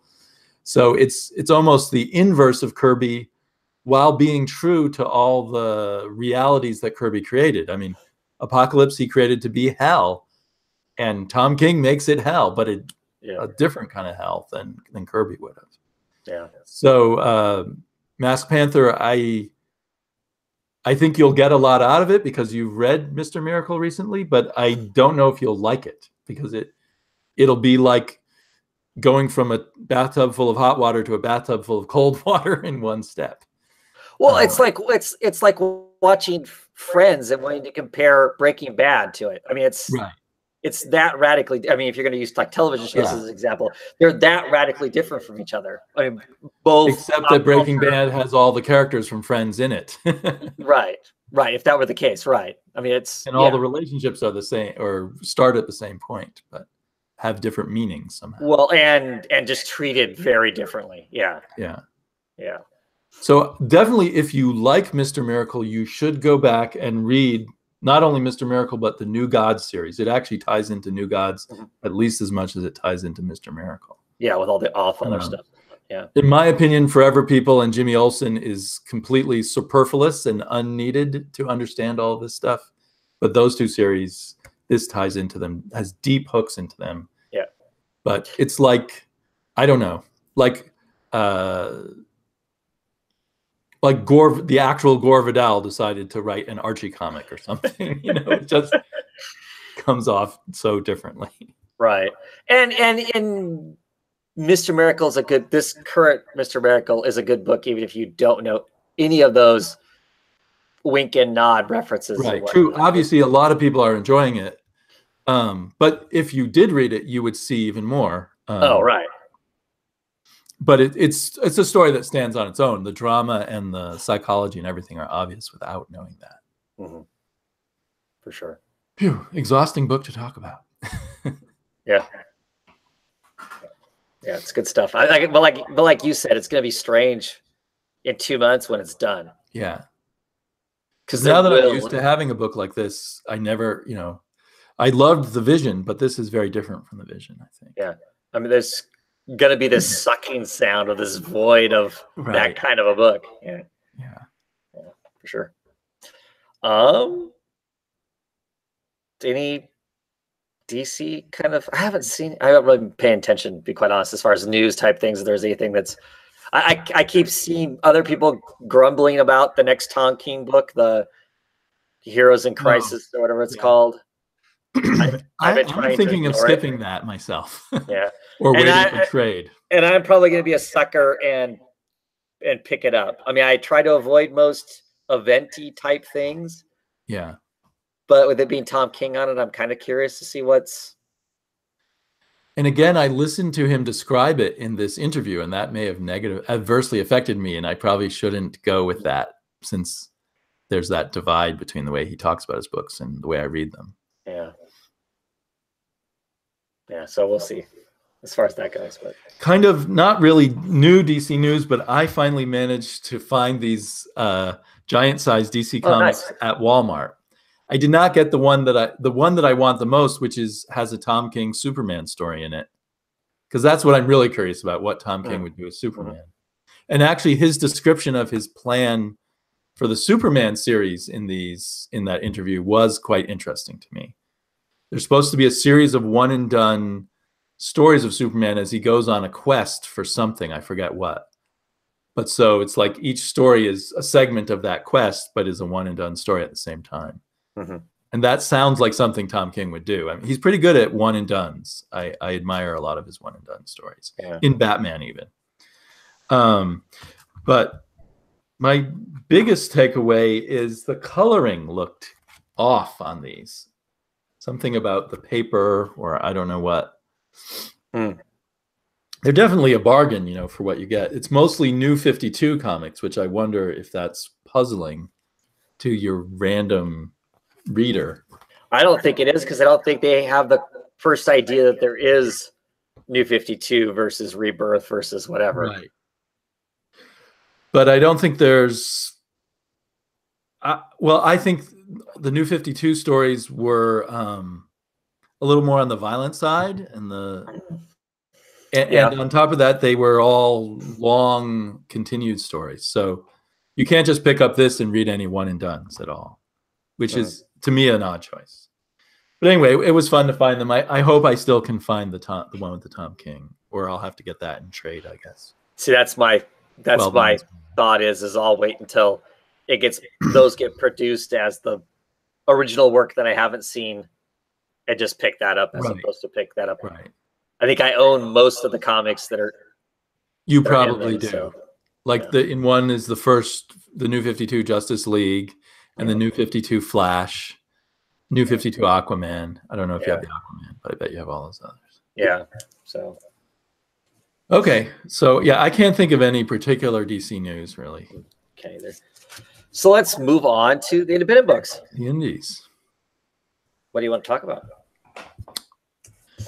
I don't know. Top of my mind is Quantum League. Yeah. Number two. 2. I really am kind of falling in love with this series with this issue. Although it's again Jeff Lemire-ish, very melancholy. And I have sort of been sitting back lately and saying, how many of my comic books seem like they're about depression or are depressing? Yeah. Speaking of Tom King in particular, but exactly. But the artist here, Wilfredo Torres, I really, being colored by Dave Stewart, of course, helps a lot. But I'm really starting to dig his art a lot. And I like the twists and turns this story's taking. I hope we learn more about the Martians who are now persecuted, but before attacked Earth. It's a little bit of a confusing plot point. But right. And I was trying to think in my head, is this a reference to something? Because so much of the Black Hammer universe and world is him winking and nodding at the DC universe and whatnot. Right. I mean, it's some of the stuff is so close. I mean, it's it's really, sometimes literally just transposed into the black. Yeah. Universe. So I'm like thinking, okay, the whole, So we had Barbalian, who was one of these shape-shifting Martians. Mm-hmm. And this is in the far-flung future. I mean, this is way, way in the future. At some point, the Martians who weren't pleasant, we discovered that in the regular book. That when we had the kind of like the one shot of Barbalian when he leaves Mars. I mean, they're very they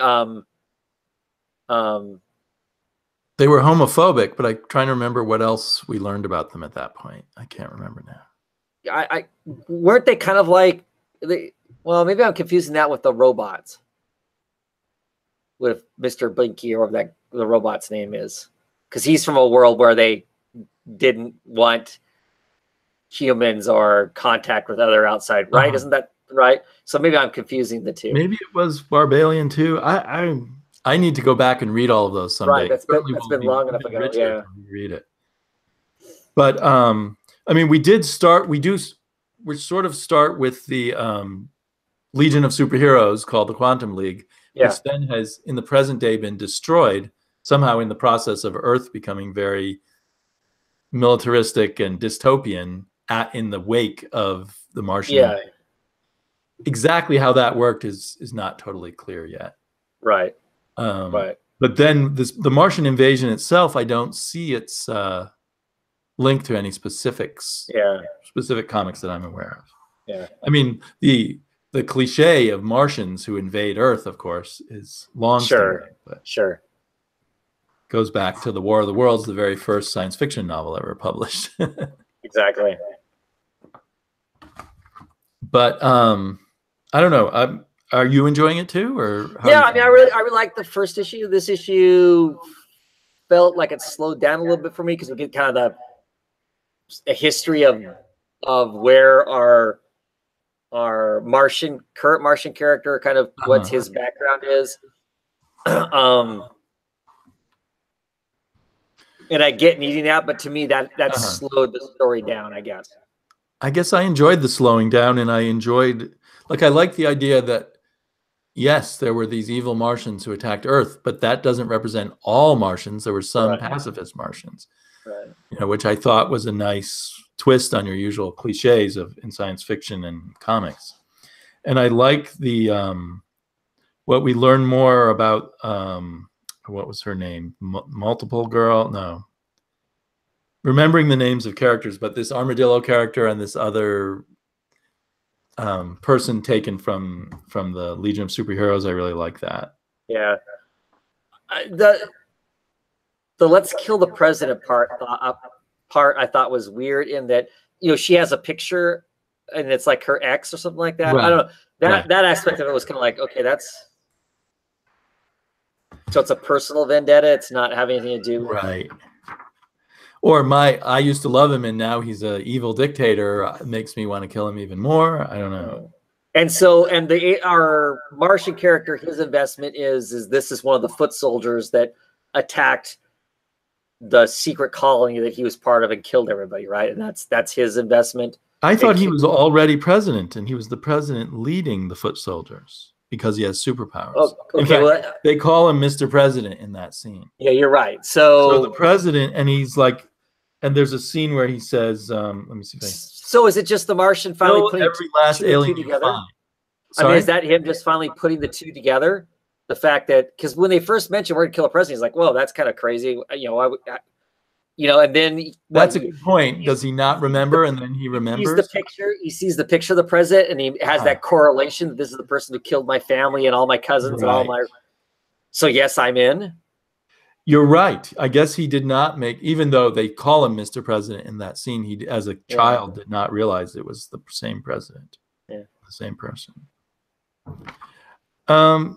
I mean, I'm enjoying it. I mean, complaints, but for some reason, I enjoyed it even more with this issue, and it might have had to do with the art really clicking with me. Yeah, I mean, I still like the Black Hammer book the best. I was really impressed. I was really impressed with the Starman one. Starman was the best of the miniseries. I mean, because it had its own emotional weight. It didn't even have to have the Black Hammer to have its own thing to it. So I really enjoyed that. So I'm curious to see where this one goes. You know, what this is going to be like going forward, this future story. I do hope there's more twists and revelations. I think because I love science fiction, and this felt like an interesting variation on a lot of storylines that I like, that added to my enjoyment of it. Yeah. It's amazing how much Jeff Lemire we get. Right, it is. It really is. And most of it's good, except for what he's doing for DC right now. Yeah, corporate comics. Every time I attempt his stuff in corporate comics, I don't enjoy it. So with very few exceptions. About the Sentry at Marvel that he's doing, but I don't know how good that'll turn out to be. Yeah. A book I'm not sure if you picked up. I did. Oh, okay. I hesitated to pick it up. Of course, we all did, right? So it's not on my pull. I'm picking it up on the shelf. So yeah, this is the Seeds. David Aja and Anna Setti, as we've said, Anne is the reason we're all kind of apprehensive, because we all have reading experiences with some of her other current work for corporate comics and kind of gone. This is a Berger book, so this is. My assumption would be it's Karen. Is it Berger or is it Berger? I think it's Berger. Berger would be more pleasant in a way. Berger book sounds Berger, right? Okay, so I'm assuming, you know, one of the things that she's famous for is, of course, the whole beginning of the Vertigo stuff, and you know, she has this knack of getting the right creators together to make something great. I mean, that's how the whole Vertigo thing started. So I would assume that she's responsible in some fashion for these people working together. Yes. So she is kind of, I mean, she's famous for being a great picker of writers and such. It's funny, when you said David Aja, just before you said that in your head, in my head, I said David Mazzucchelli. Oh. Because the art. The art is different than in Hawkeye. It's very good art, but it leans heavier on the David Mazzucchelli kind of feel. Exactly, right? So that was interesting to me. I don't know why. It also reminded me a bit of the art in V for Vendetta, which I originally read in black and white. I was surprised that this was in black and white. I wasn't expecting that. I even Yeah. thought I saw a color preview of it, but I must have imagined that. And it has a little bit of that V for Vendetta feeling of some weird society. And well, it is. There's two societies, right? There's one that lives on one side of the wall that has all the modern conveniences that also makes it feel very dreary. I mean, people are walking around in in gas masks, and that seems like a normal kind of a thing that you would do while you're out, out and about. And then there's these supposed Luddites that live on the other side of the wall that have given up all of technology because it's evil or whatever it is. So there's clearly these kind of, and we haven't seen the Luddites yet. No, we've heard a lot of talk about them, but they may not even exist, right? They're those things. They're all dead. Right. Maybe you go over the wall and die. Yeah. There's other odd touches, like at the bar, there's someone with a horse's head. I don't know if that's a mask or what. Right.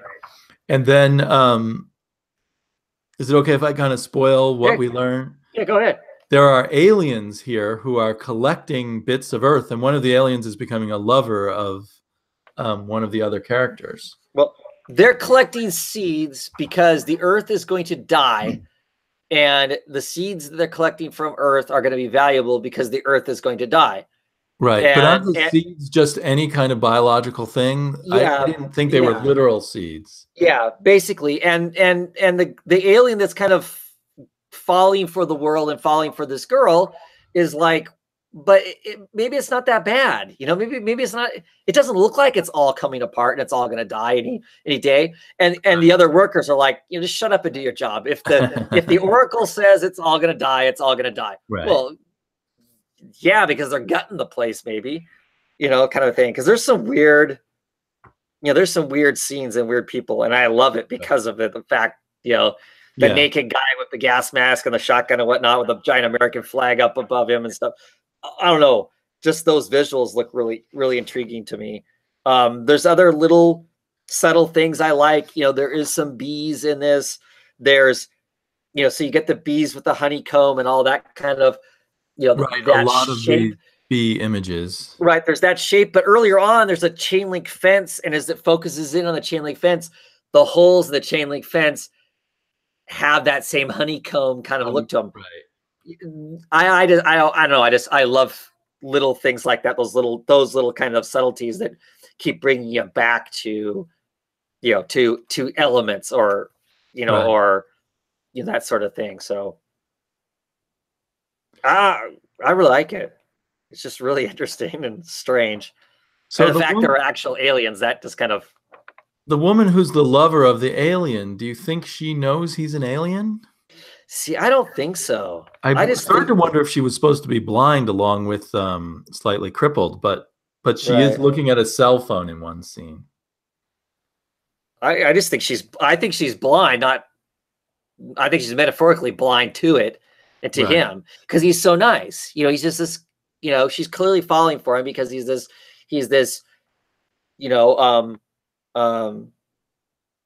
nicer than your average kind of, one night fling kind of a thing, for whatever it is and whatnot, and that makes him kind of weird because he is this kind of a sweeter guy as opposed to some, creepy John or whatever. And she has a honeycomb tattoo on her arm too. It just kind of keeps traveling along through. I don't know. I don't know that, there's lots of it that doesn't necessarily make sense. There's lots of questions and whatnot, but I just really like the kind of the imagery and the sensibility of it. Because I'm suspicious of Ann Nocenti from past experience. Exactly. This seems like a wonderful set of scenes kind of collaged together. And I'm holding my breath in a sense to see if it will, how much it will come together later on, or whether it will feel like a collage that never quite coalesces. It's only 4 issues, and one of the things is like just kind of random images that are kind of cool, but do they make any sense of this alien sitting naked except for his gas mask with a gun in front of the American flag? Watching TV, yeah. Is that, I guess that's just a kind of shocking image that they wanted to throw in there or whatever. It's got a kind of quirky underground feel to it in a way. Mhm. It's a little not disruptive. What's the word I want to say? But there's the odd long conversation with the editor of the website that someone is a reporter for, Right. about being called a slut. Once you're called a slut, then you become a slut, or whatever you're labeled as, you become that. And I wonder if that's going to become some kind of theme here, or just that's just something, some idea that Ann Nocenti had, and she just threw it in there, and it won't come back. Yeah. Well, no, in 4 issues, right? What are we gonna get? That's for sure. But she spent 3 pages on that conversation with the editor. So, you know, was there a reason for that, or maybe I should just accept this is a book that's going to have a lot of different things. Or is that just a commentary on the death of real stories versus real clickbait? journalism? I mean, they had that conversation. Look, you know, there's a lot great. of talk about. You're right. I made my career because I wrote this great piece of journalism, but now we need clickbait. That's what we need. Right. You know, Yeah, so that maybe it just contains things that Ann Nocenti wants to make comments about, along with a loose storyline about aliens collecting seeds and what's and the death of the world. And I'm going to have to pick up the next issue. Well, I definitely know that I will. There's enough intriguing stuff there to make me. Well, and you're pre-ordering them, whereas I'm just deciding issue by issue because it's not on my pull, so I don't feel like I'm screwing over my shop by not wanting to buy it or something. Right. And I see that Gord Vidal was kind of the same thought as you, is the fact that it reminded him of David Lloyd's, you know, black and white artwork for Viva. Right. There's definitely a connection there. Yep. And Gregory Giordano says Berger imprint is comprised of pitch books. She has 20 plus years of contacts and personal relations in the industry. So he's basically saying privately she contacted people to pitch her, I guess. Yeah, and as soon as she announced privately, as soon as she's got an imprint, she's got people pitching her stuff. Yeah, could be. I mean, I don't know how Gregory knows that. I don't know if she actually goes out and says, I know that this person probably has an interesting book in them, and you know, and I have a personal relationship with them, or whether these are just pitches that are thrown at her by people. You know what I'm saying? Could be either way. Well, I don't know what kind of relationship she has with these. I mean, has Aja done work with her before? I don't know. To be truthfully, I don't know a large body of his work. I mean, right. I only know his Marvel work. And I know that you know, Ann Nocenti has been around in comics for a very long time. I mean, she was around a lot in the 80s, and I know that Karen is actually way back. I mean, her history of comics is very long, well more than 20 years, probably closer to 40.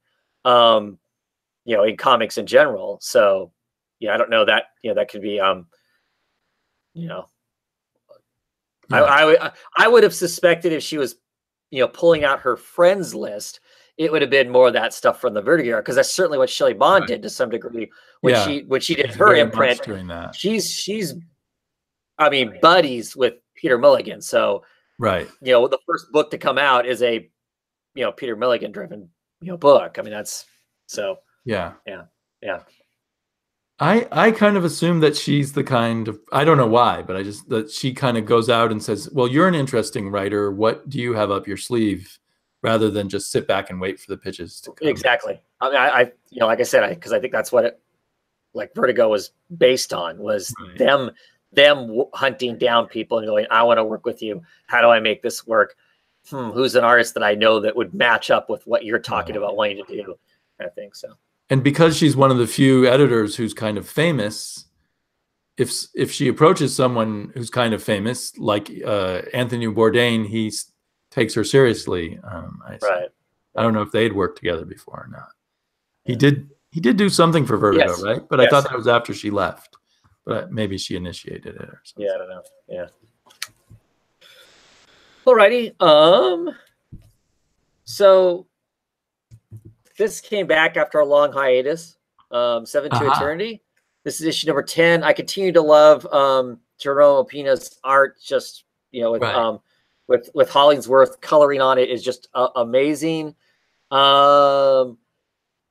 Story-wise, it lost some steam. The amount of time that it's been gone, and maybe that's stems back to like I know I've had this conversation, with you before, Damien, about the fact that I'm not always sold on fantasy type books in general. There has to be something that keeps me going with it and whatnot. And we've kind of, to some degree, we've fallen into the doldrums of what feels to me to be closer to the standard tropes of a fantasy story. So the art is awesome. The story is less exciting now than some of the other Remender stuff that I'm reading.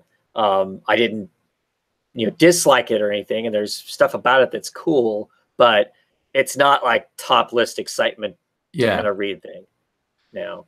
I enjoy fantasy stuff, but I do find comics kind of struggle with it. I think it somehow is harder to do in comics than other genres.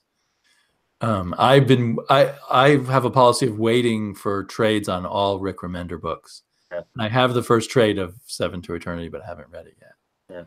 I think I bought the first issue and was not that into it, other than the art. Right. Oh, the art is the huge. I mean, there's no ifs, ands, or buts. The art is the real selling point for the book. It definitely is for me. I wonder, if a fantasy book would be the ideal one and done kind of a thing. Like your Conan the Barbarian, that sort of thing, where you have your reoccurring characters, but an adventure ends very quickly, as opposed to some sort of an epic or. So you don't put too much weight on any one given story, and this whole modern way of stretching it out.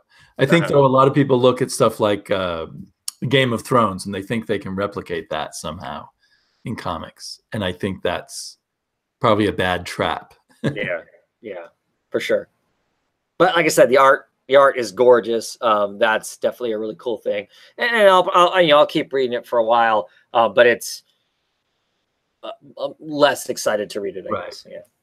It may be a case of Rick Remender, wanting to try different genres than come naturally to him, but it may not be a good genre for him. I think he's great at sci-fi and great at a hard-boiled, depressing kind of story. Yeah. And that's harder to do in fantasy, maybe. Yeah, could be. Alrighty, what else? Paper Girls. Speaking of science fiction and fantasy, but it's hard to keep talking about this. I mean, it's really good, and I like the visuals of this character. I don't know if we'll see much more of her, but the futuristic shirt, and to me, again, I've talked about being a science fiction fan. I just love all the details of the future, and it seems incredibly well thought out, both on the artistic level and on the writing level. It's hard. I mean, you can't compare artists, but for what is being done here artistically by Cliff Chiang is just a marvel, and peak work, where it feels like in every panel, when you look at things, he's thought everything. So much thought has gone into it. There's someone in some podcast I was listening to suggested, I can't figure out if this makes any sense at all, that the Paper Girls story is going forward linearly from their starting point to their end point, but for the other time travelers in the story, we're actually seeing their story happen backwards, which makes me feel like maybe I'll understand the war between the time travelers if I get to the end and read it backwards. It seems possible. It sounds cool. I don't know that it's been I don't know like if it holds up, but I liked that idea. Yeah.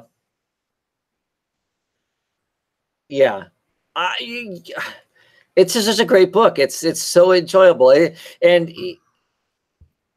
it doesn't have the same kind of moments that like Saga does, and I only bring that up because it's the same writer. Right. But it also reads the same way for me. That it is so fast, it's so enjoyable, it's so fast, it's so smooth, there's no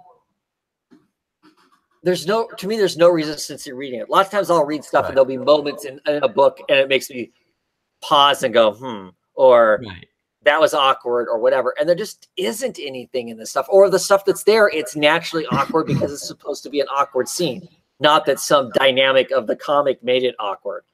and I mean, it's just great stuff. I mean, I guess I have to say that Brian K. Vaughan knows what he's doing. I don't know. It's just I will definitely someday be buying the oversized deluxe editions of these, even though I bought every issue. Yeah, the same here. It's me. I'm buying the singles, and when the series ever ends, whatever the best version of that is, I'll be picking it up for sure. Feels like it's got to end. I mean, it's so propulsive in its movement. Yeah. Like Saga, I could see going on forever in a sense, but this I feel must have an ending somewhere. Yeah, this feels less soap opera, and Saga really feels serialized soap opera where it could just be go on and on and on and on. But the characters are cool here, but it's the science fiction plot that is, like a ticking time bomb. It has to continue. Right. The two Saga's approach to science fiction is very loosey-goosey and mixes fantasy, and this is hard science fiction in the sense that every detail is thought out and plausible in its own way. Mm-hmm. I love the language in it. I love the language, the future. Yeah, and you can read that language and sort of figure out what they're saying if you say it out loud to yourself. Right, which makes it great. I mean, so it just makes sense. And that's all that kind of in the near or far-flung future feel to it as language changes. Why would they be speaking straight, English? And I love the fact they even refer to it as old English. Oh, you're speaking old English, at one point, and I just think that's funny because I mean that, So basically, the way we're talking now is the equivalent of, middle English, of our era kind of thing. So I don't know. Right. It's just So the one I keep running into this as I'm reading along, and then I'm so psyched by the book I want to read the letters page, and then the letters page is ridiculous. This letter page is kind of dorky, isn't it? Up this illusion that it's all about paper girls, and so the letters page is all about I was a paper boy or I was a paper girl and joined the Paper Girls Club of America and stuff. And that whole idea about them being paper girls has gone away since issue 2. Right. I don't know why they stick with that, but they do. Well, until they reach another era, right? And then they'll go, but they're just having fun, clearly. Right. Which maybe that's just a break for Brian K. Vaughan, considering the fact that the letters page for Saga lots of times is kind of an emotional,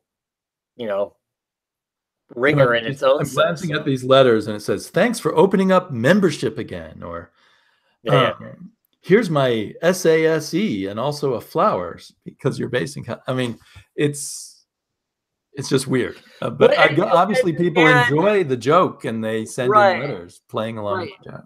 And the funny thing is it's this has so little to do with I know. papers and paper subscriptions. I mean, it's such a small piece of nothing. It was basically just a misdirection for the first issue. Right. It was a reason to call it paper girl, to think of these paper girls having this cosmic kind of time travel adventure. But how old were these girls supposed to be? Were they supposed to be about 12 or a little older than that? I think what, 12 to 15? Oh, okay. Or 14. I mean, it's like, because one of them I know is like one of the girls is younger than the rest of them. Right. Like a year or whatever. And then there's the new girl. Yeah. So you've had children go through all the phases of childhood now, but I'm still, now that my daughter's 10, I start questioning some portrayals of 12-year-olds. Like, that seems a bit mature or something, like, you know what I mean? Whereas when she was 5, that was uncharted territory. Just wait. You get those next 2 years hit, the next 2 or 3 years, and radically stuff just overnight changes. You wake up one day and go, what happened? Seriously. Yeah. I love these characters, but I'm just not quite sure what age they are. Right. Well, but I think they do a good job of that in some senses, where they're mature about some things and they're completely immature about other stuff. Right. Stuff that I think that other girls that would be, 14 or 15-year-old now in 2018 clearly have a much different concept of than they had in 1988. You know, See, I thought they were all about 12, so I might go back to the first issue someday or sometime if I can find it in my boxes. because it feels to me like that kids that age now, for better or for worse, are more worldly than they were in 1988. Well, amongst other things, they have so much more access to information. Right. So they, for better or worse, find out a lot more about seedy things or whatever. Exactly. Exactly. Yeah. Yeah, for sure. Alrighty. I don't wanna. Stray Bullets continues to be awesome. I wonder what's going on with Stray Bullets though, because in independent news, David and his wife Maria Lampum, they are going to be doing a book for Black Crown, which of course will be along kind of the same vein, I think, as Stray Bullets in a lot of ways. Some kind of crime book, I know that. Right. So if you're, I mean, this is just kind of going on a limb because I have no idea what it's really going to be, other than having read this, having read Young Liars, having read some of his other work and whatnot.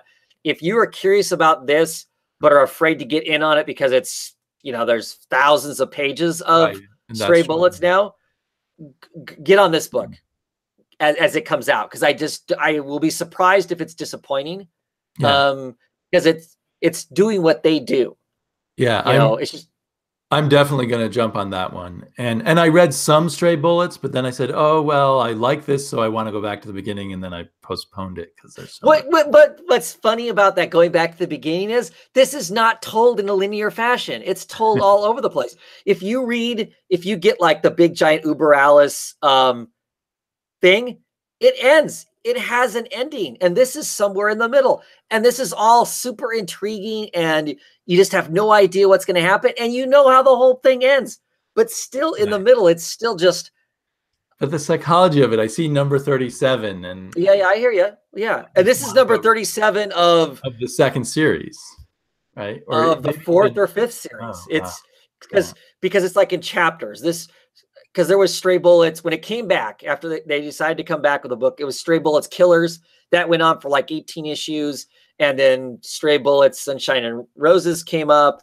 The original stuff was written in chapters like that too, but the comic itself actually is still numbered by page from number 1 to wherever of the original first series. This issue ends on 1042. So there's 1042 pages of Stray Bullets. That plays with my urge to be a completist also. It's like I have it all because I went and got the the big Uber Alice and whatnot and read it. But I'm just saying, the funny thing is, I'm the same way to some degree. It's like, oh, I want it all if I'm going to get, if I'm going to get it or whatever. Right. But I'm just saying, as a reading experience, it doesn't matter because it start anywhere.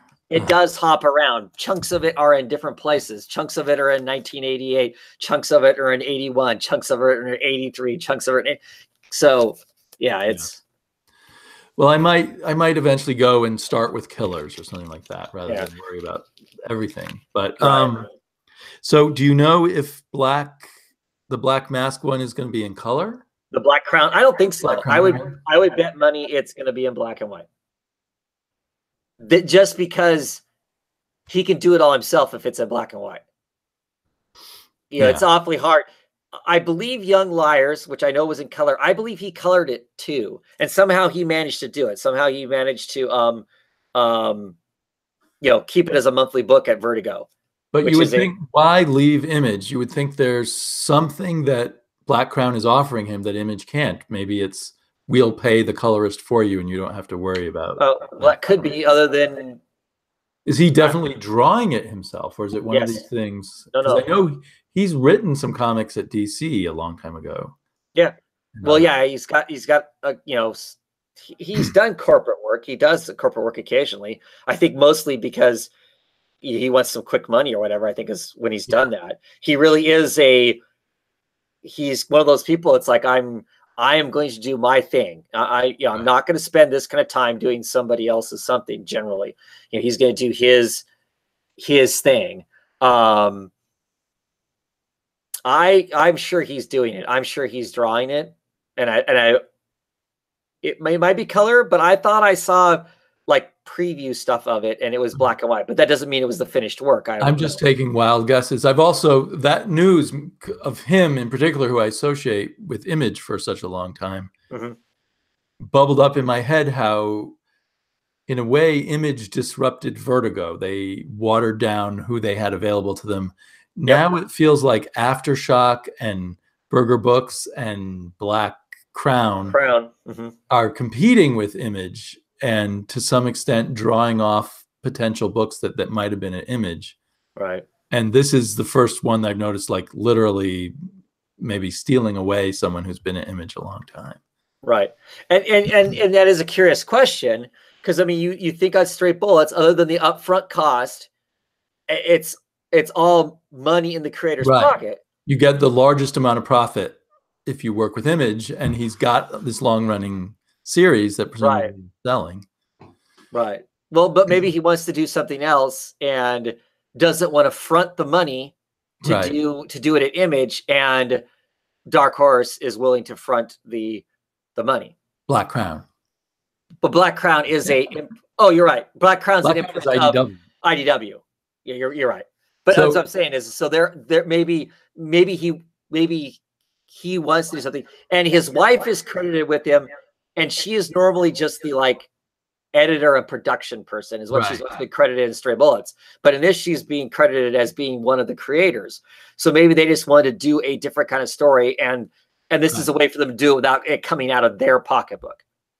Or maybe they wanted to try working with Shelley Bond. Maybe there's something about her as an editor that appealed to them. Could be. Yeah, I kind of worry about Image now, that I wonder, I feel like these other things, particularly Aftershock, seems like a very successful Image-like company. And I wonder if they not only drain away some of the creators, but maybe drain away some of the sales. Like there's too many now of these Image-like books out there.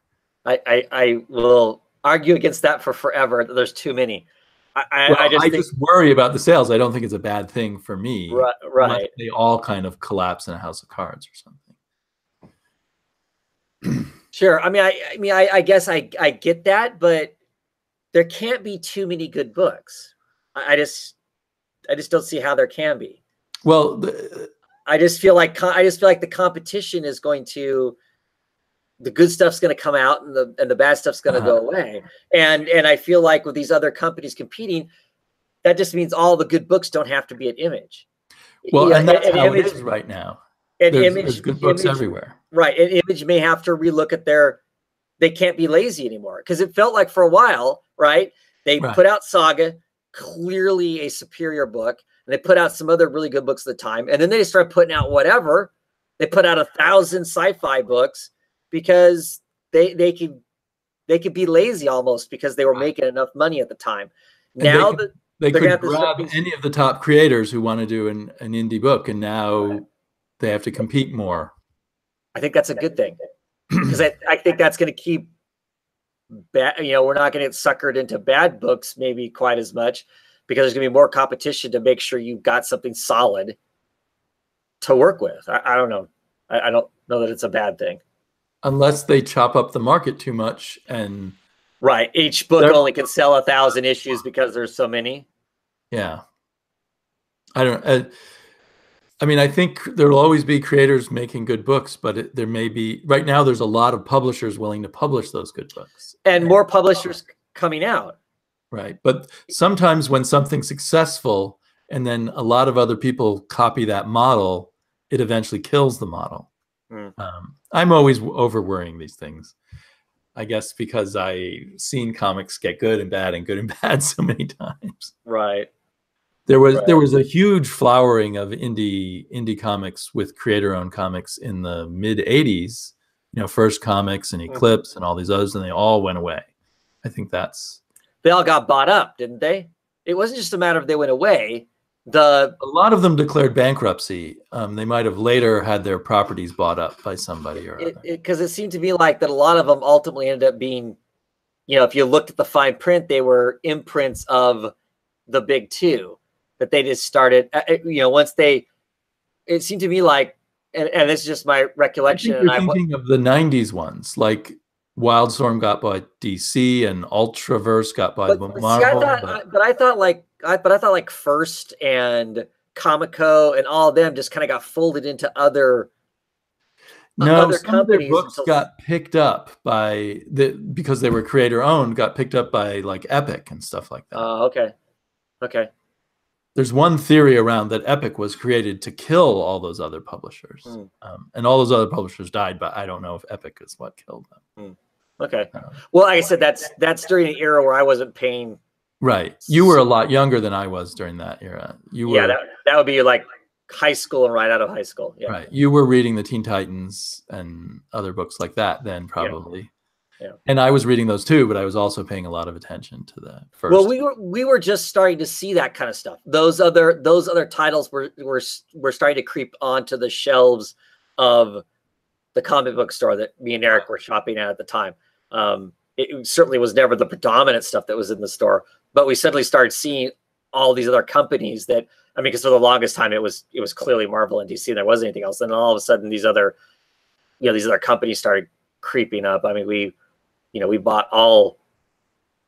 We bought like all the Elementals. It seems like we bought lots of the Comico stuff that was coming out, at the time and whatnot. And that was this beginning of the opening of the doors of, oh, hey, there's other comic book companies out there besides Marvel and DC and what that was and stuff. But I guess I thought, remembering that it seemed like that ultimately a lot of those comic book companies ended up being part of something else that was of the big two. But clearly I'm remembering it wrong. But Ryan is mentioning this book Sabrina, which made the short list for the Booker Prize, which I have not read.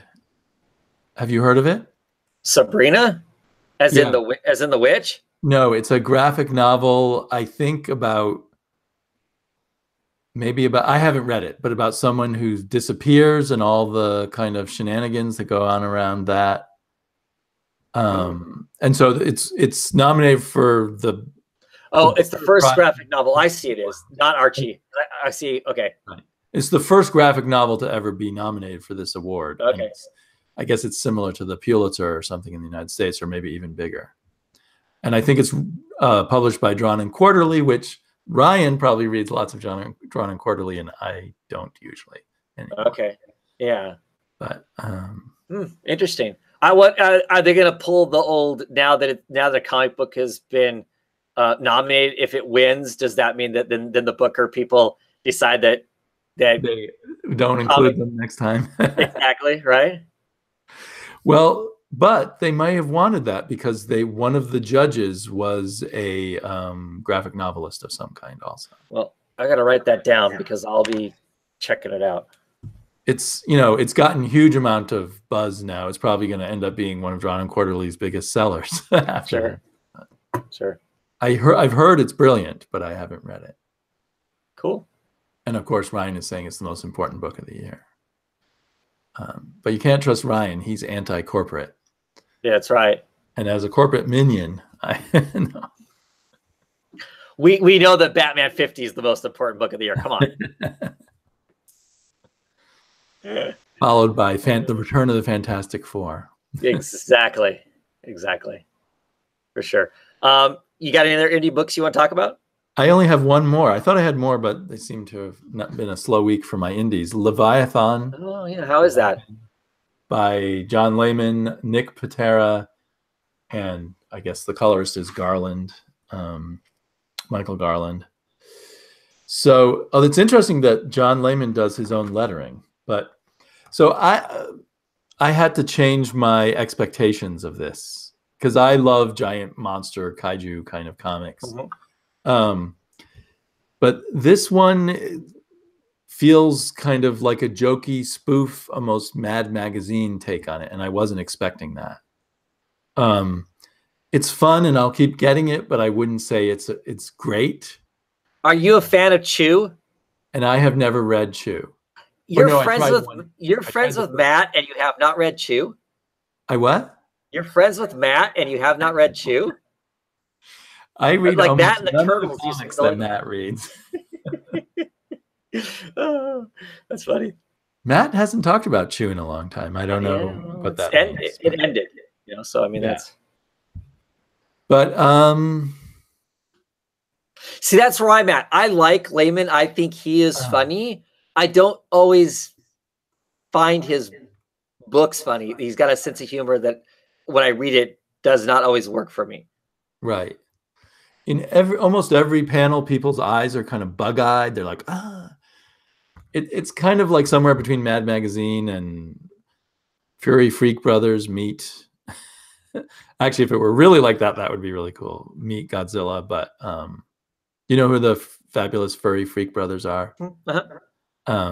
It's not really like that, but it has a little bit of just this kind of underground vibe. There is a crazy fun dig at Donald Trump that I liked, even though I don't usually care for any real politics like in my comics. But anyway, that it's fun. I don't know. I just was expecting something different. Don't really have a lot to say about it other than that. I like Nick Patera's art more in Manhattan. What was that called? Manhattan Project, right? Manhattan Projects. Yeah.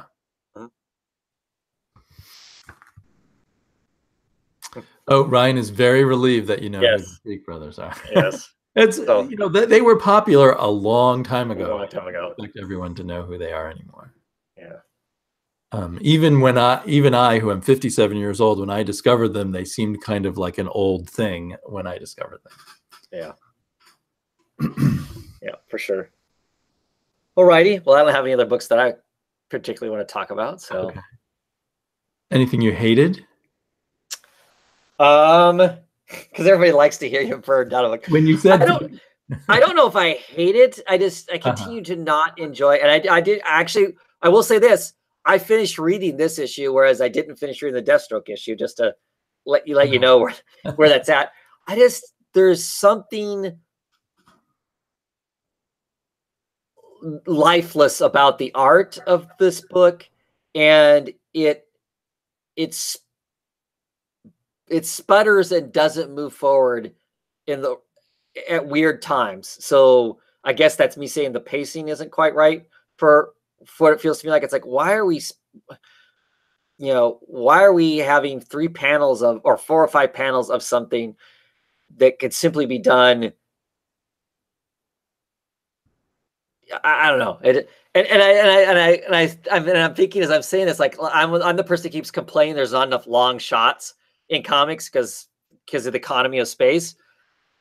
But I guess it needs to be the right thing before it's a long shot. And this just has moments that it just feels like it pauses. And like I said, the art to me is very static. It's very frozen in time. And clearly all comics is that. It's not like it's a moving picture, but there's elements of these things that just feel like there's no movement, or it's very herky-jerky kind of movement. And there's the big moments in this don't feel like big moments where they kind of overthrow the people who've been in control of these places that the people they're basically, it's zombies, but they're plant zombie people. They get infected with these plants and grow plants out of them, and they're basically zombies. Right. Plain and simple. Somebody's trying to figure out how to cure it. They're capturing people and experimenting on them to make the cure. We find out in this issue that the safe place that everybody's living at is actually feeding some of the people to this other camp that's doing the experiments and when I say feed, I don't mean they're actually eating them, but giving them over to them so they can do the experiments if they're the right blood type, and they've got like a working deal going kind of a thing. And it just,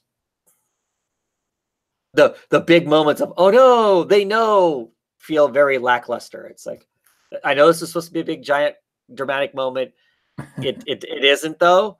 And it largely feels like paint by the numbers Walking Dead. Right. There was a time when I asked my shop to get me every Black Mask comic that came out, which wasn't a lot of comics, but now I don't pick up Black Mask comics at all. They all seem to start off seeming like there's something radical and then become rather a poor Paint by numbers. commercial comic, not even that well done of a commercial comic in the end. Mm-hmm. Mm-hmm. Yeah. I mean, there's still some good comics by them, but they don't come out very often. They don't come very, and it's hard to pick out which ones are good. There's a lot of them that just are meh. Yeah. In the comments, they're still talking about Sabrina. Yeah, clearly. I guess Vidal has read it also. I'm going to have to pick that book up. Clearly. I've seen a lot of rage on BookTube about Sabrina getting nominated. Well, sure, because it's just it's a dumb comic book, and clearly no real thought or writing goes into a comic book, right? How can you compare a comic book to a novel? And comic books have their own awards and other things like that. Sure.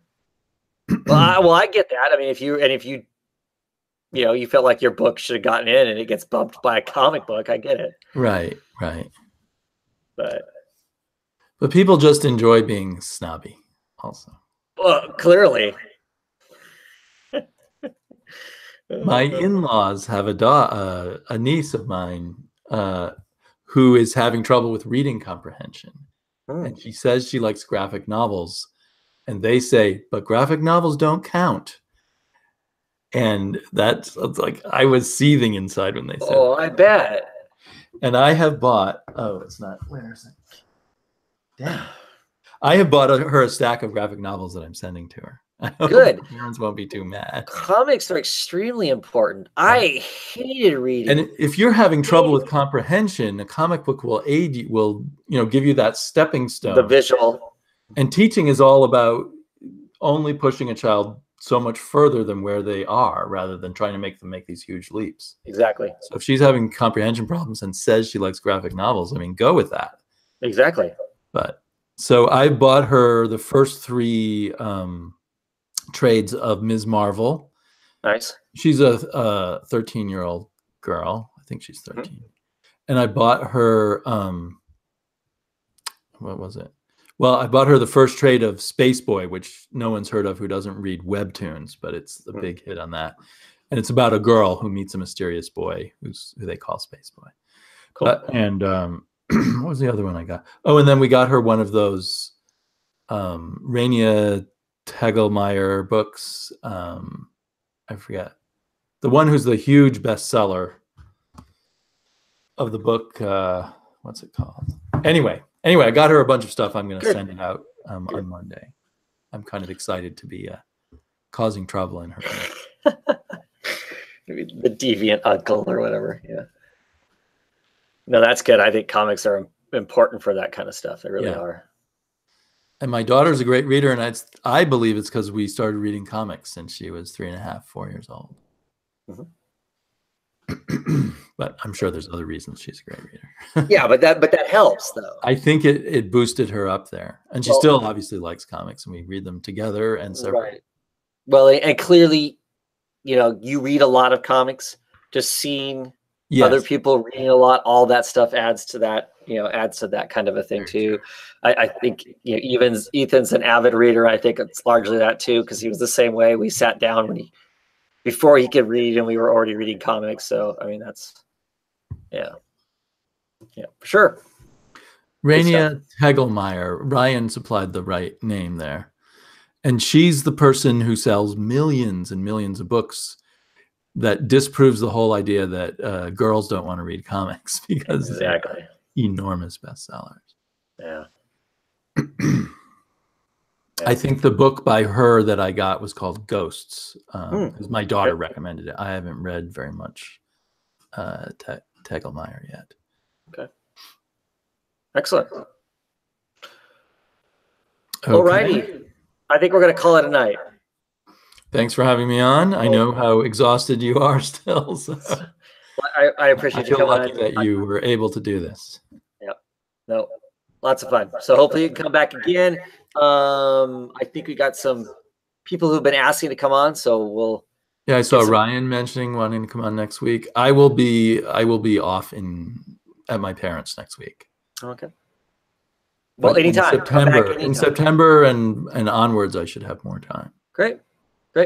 Alrighty, well, we'll call it night. Anyway, thank you for coming on and chatting with me. Always appreciate it. Enjoy talking books with you and whatever else comes up. And thank you guys for watching, your comments, and all of that jazz. Appreciate it too. And until next time, have a good one, everybody.